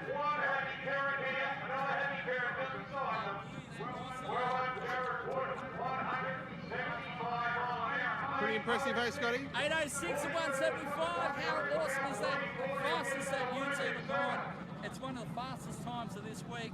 He's aiming for 7, so if he can do a 7 at this track today, he will join our 7-second drag challenge club. So he'll join Terry Singh and Adam Rogash in that 7-second club if he can manage to knock, well, 0.07 of a second off that time. So 806, wow.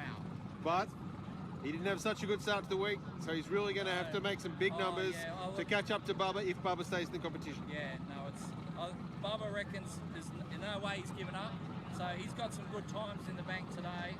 So they'll put in a time slot and then they'll get that car sorted. They've got pretty much 24 hours to get that car sorted.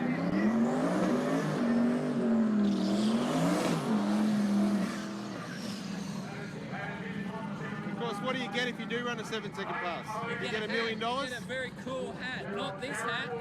We'll hide this hat. It'll be a hat very similar to this hat, but with 7-second club on it. It will be one of the hardest hats to get in this country for street machining. So Adam Rogash about to run the 440 Cuba. He's already got one.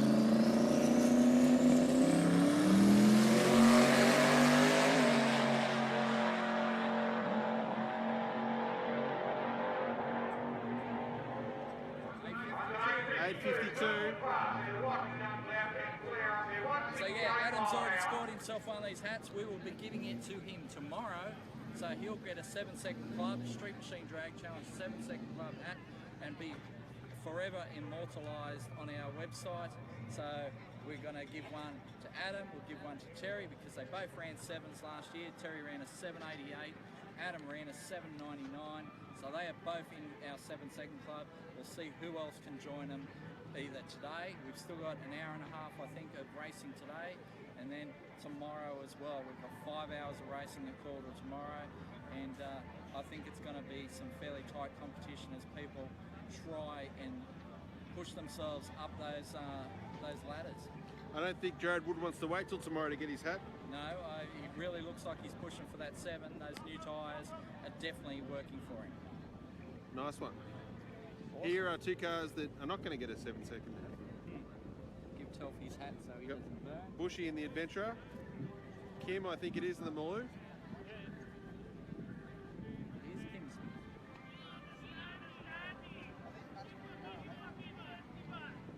I might give this back to you, Scotty, and I'll go get our other battery in case this one's been at 7% for ages. So okay, we're loving the battery game. Okay, so much fun. We have a strong battery game.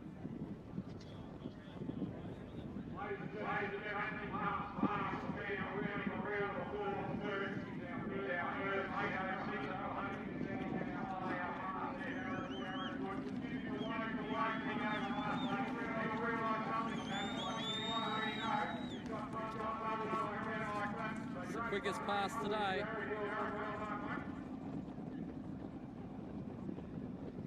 We'll see if he can come back and run that 7.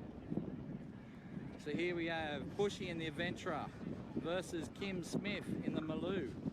Both very sort of individual Holden vehicles. You got the HSV Maloo, which is, for those who aren't from Australia, the Holden Maloo Ute is a performance utility. It's got a tray back built into the body, but this one's got a supercharged V8 up front.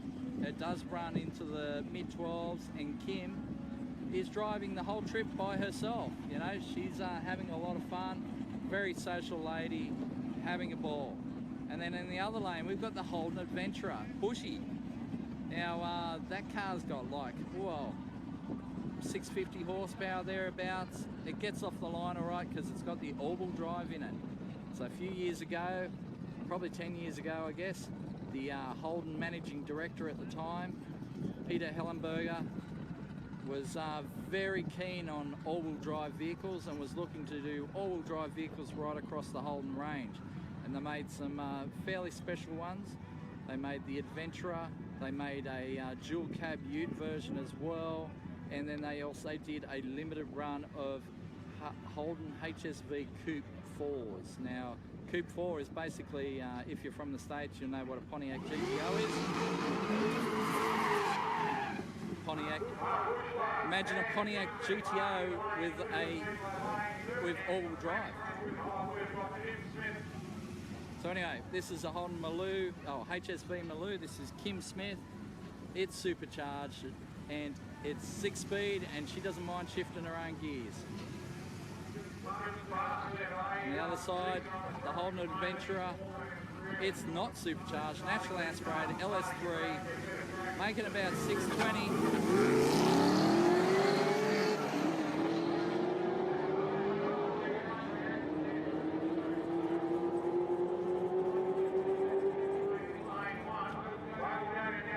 Neck and neck, 1268 to 1226. 1226, that's got to be one of Kim's fastest runs.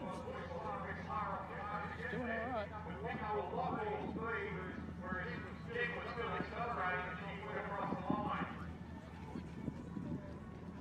Boys are looking after us here at Swan Hill. Awesome track prep, really have delivered.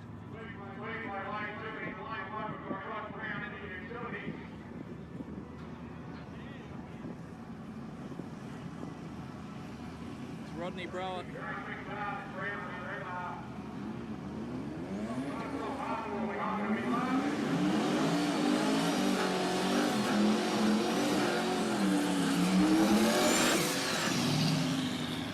Single turbo LS Ute, makes some serious power.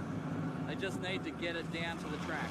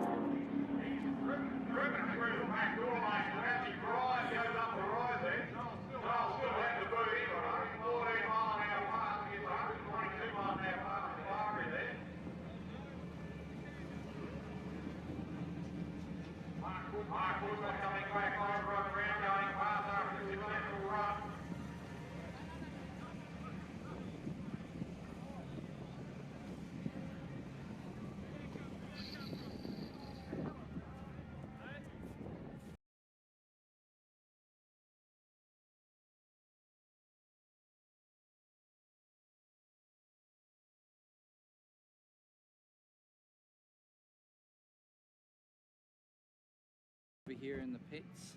People are out there in the Mac train putting a higher line.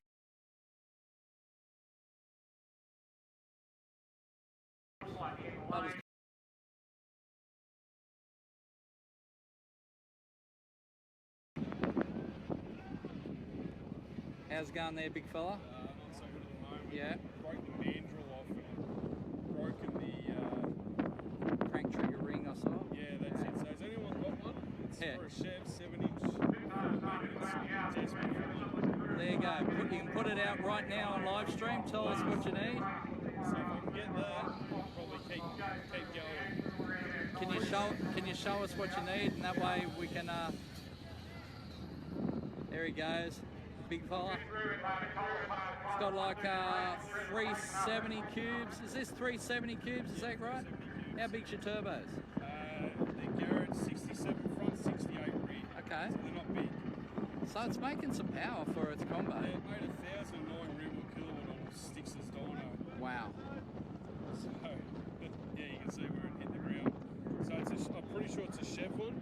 When we have to modify it, as you can see, but if we can get one, mate, we'll rub sticks if we have to make it work. Well, you've already banked a couple.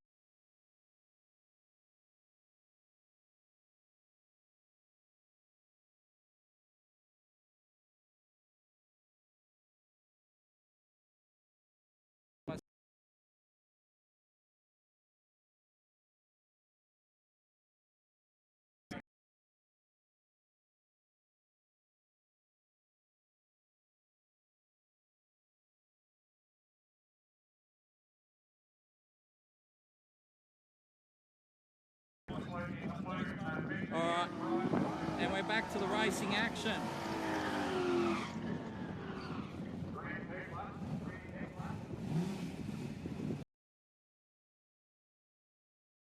Fence. Bubba is our leader at the moment.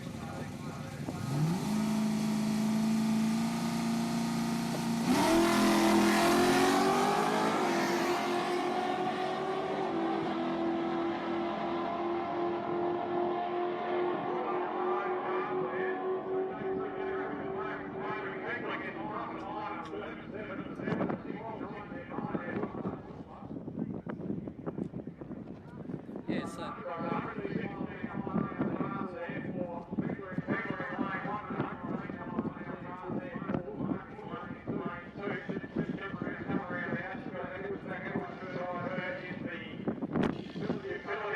Utilities, water versus roll,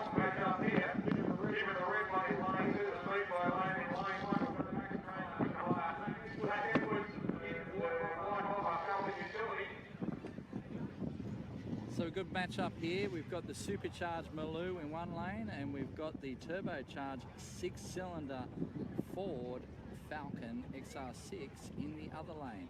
Both of them Utes, both of them are Aussie icons, and both of them, well, the Ute has officially stopped production already, and the Maloo will be joining it soon.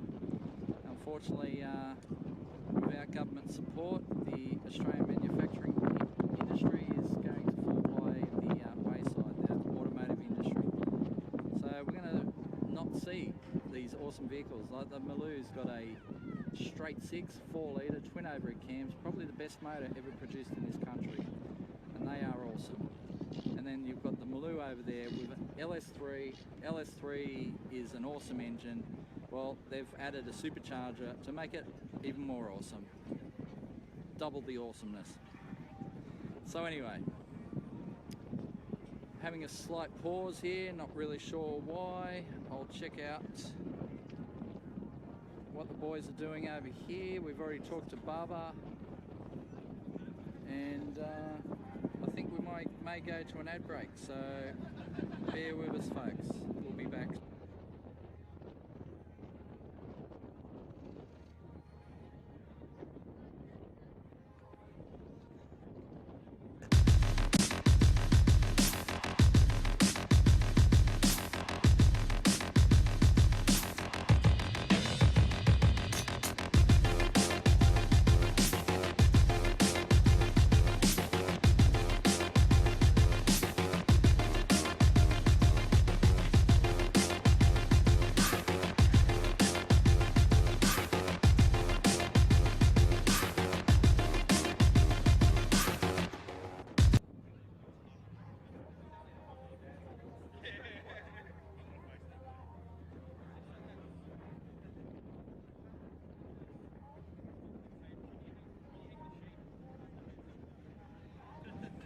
Sorry folks, slight hiccup there. At the moment I'm showing you an XR8 Sprint. It's one of our press vehicles that Ford has lent us for this week. Young Aiden looks like he's ready to, nah, it's locked. He wants to take it out for a run. Needs some keys. We had a bit of a match up yesterday, the XR8 Sprint up against the XR6 Sprint. Best out of 3. Now the XR8 is actually, oh well, XR8 runs half a tenth. Oh, sorry, let me get that right. Half a second faster.